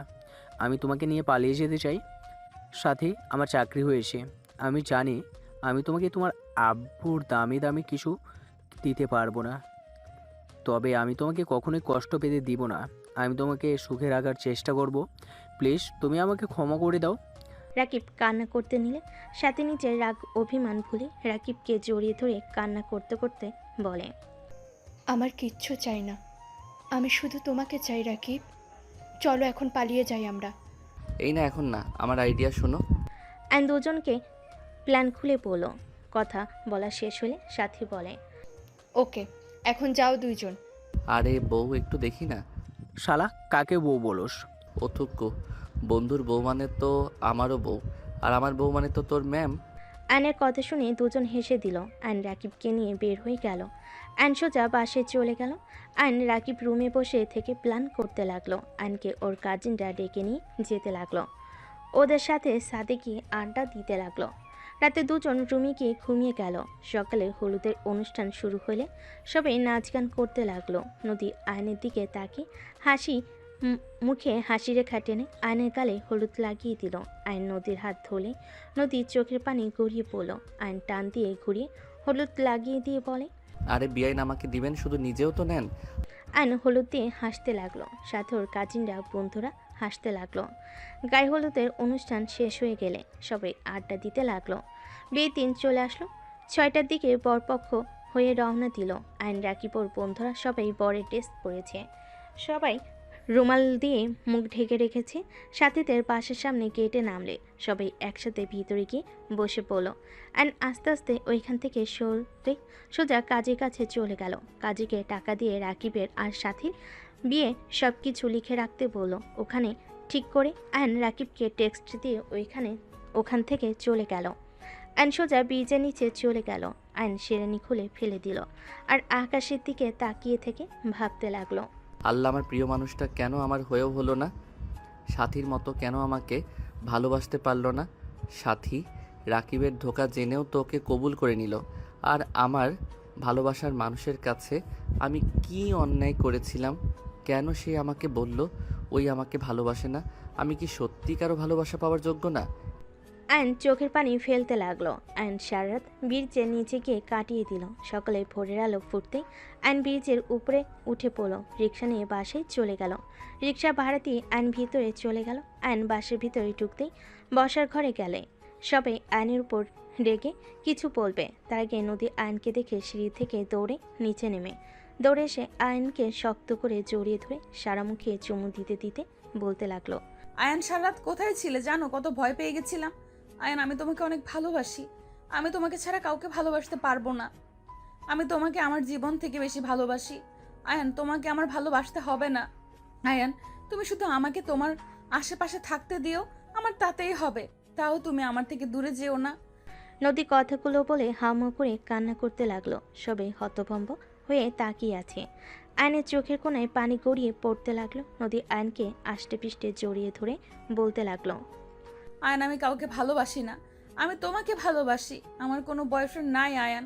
তুমি সেদিন আমার পুরো কথা না শুনে সোফায় গিয়ে শুয়ে পড়লে। আয়ান, আমি সেই দিন তোমাকে ভালোবাসার কথা বলেছিলাম। তুমি আমাকে বুঝতে পারো নাই আয়ান। আমি সবার মতো আমার ভালোবাসা আমি প্রকাশ করতে পারি না। তুমি তো আমাকে বুঝেও লাস্টে বুঝলে না আয়ান। আমি তোমাকে অন্য কারো হতে দেখতে পারবো না। নদী কান্না করতে করতে আয়নের পায়ের কাছে বসে পা জড়িয়ে ধরে কান্না করতে করতে বলতে লাগলো, আয়ান প্লিজ আমাকে ক্ষমা করে দাও। আমি তোমার কাছে ভিক্ষা চাচ্ছি। আমাকে তুমি আবারও নিজের কাছে টেনে নাও না। আমাকে লাস্ট বার সুযোগ দাও না আয়ান। আমি কথা দিচ্ছি, তুমি আমাকে মেরে কেটে ফেলে দিলেও আমি তোমাকে ছেড়ে যাব না। প্লিজ আমাকে তুমি ক্ষমা করে দাও। ক্ষমা করে আমাকে একটা সুযোগ দাও না। নদী কান্নায় ভেঙে পড়ল। আতিয়া বলে ওঠে, আয়ান, নদী তোকে অনেক ভালোবাসে। 3 বছর ধরে তোকে আমি এইসব বলার চেষ্টা করছি, তুই আমার কথা না শুনে কল কেটে দিতি। নদীর কোনো কথা শুনতে চাইতি না। এইসব হচ্ছেটা কি? নদী তো আয়ানের 1 বছরের বড়, ওর সাথে ওর ভালোবাসা কিভাবে হয়? ফাজলামি নিতেছিস? হ্যাঁ, আয়নের আম্মু আর কিছু বলবে তার আগে আয়ন নদীকে 2 হাত দিয়ে তুলে ধরে চোখের পানি মুছে দিয়ে বুকের সাথে জড়িয়ে ধরে বলে, কি করছো? আমার পায়ে কেন ধরছো? আমি তোমাকে ভালোবাসি আর সারা জীবন আমি তোমাকে ভালোবেসে যাব। তুমি আমার পাশে থাকো বা না থাকো, সেই দিন তুমি আমাকে ওইভাবে না বললে আজ একটা ভালো সম্পর্ক থাকতো। আয়ান কি আবল তাবল বকছিস? নদী হাতিয়ার 1 বছরের ছোট হবে। ওই তোর বড় বোনের মতো। ওই আমার বোনের মতো না, ওই আমার স্ত্রীর মতো। আর আম্মু বারবার বড় বড় করবে না, ভালোবাসে আবার বড় ছোট কোনো ব্যাপার না। একে উপরের মনের মিল থাকাটা মেইন। বয়স তো পানির মতো বাড়তে থাকে। আর নদীকে যদি তোমাদের কারো বৌমা হিসেবে মেনে নিতে কষ্ট হয় তাহলে বলতে পারো, আমি নদীকে নিয়ে চলে যাব। তারপরও কারো কথা শুনে আমার ভালোবাসার মানুষের হাত ছাড়তে পারবো না। আয়নের কথা শুনে আয়নের আব্বু বলে, রাহেলা রাগ করো না, আমাদের সন্তানেরা যার সাথে থেকে সুখে থাকবে তার সাথে বিয়ে দেওয়াই ভালো। আয়নের বড় চাচু বলে ওঠে, যাক ভালোই হলো। শফিক শোনো, আমরা সবাই যখন আসি এই সুযোগে ওদের বিয়েটা দিয়ে দাও। কাজী নিয়ে আয়। আয়নের বড় চাচুর কথা শুনে আয়ন খুশি হইল। রাফি কাজীকে ফোন দিয়ে চলে আসতে বলল। কাজে আসলে আয়ন নদীর বিয়ে পড়িয়ে দিতে লাগলো। বিয়ে পড়ানো শেষ হলে রাকিব সাথে সাথে এসে পড়ল। ছি শালা বাবু, ছি, ম্যামকে বিয়ে করতে লজ্জা লাগে না? ছি বন্ধু কাজিন, ছি। এই ঢং বন্ধ করো। ছিছি করলে সাথীকে নিয়েও বাসর ঘরে চলে যাব। আমি রাজি। কুত্তা বিড়াল কি বলো? গলা টিপে মেরে ফেলবো।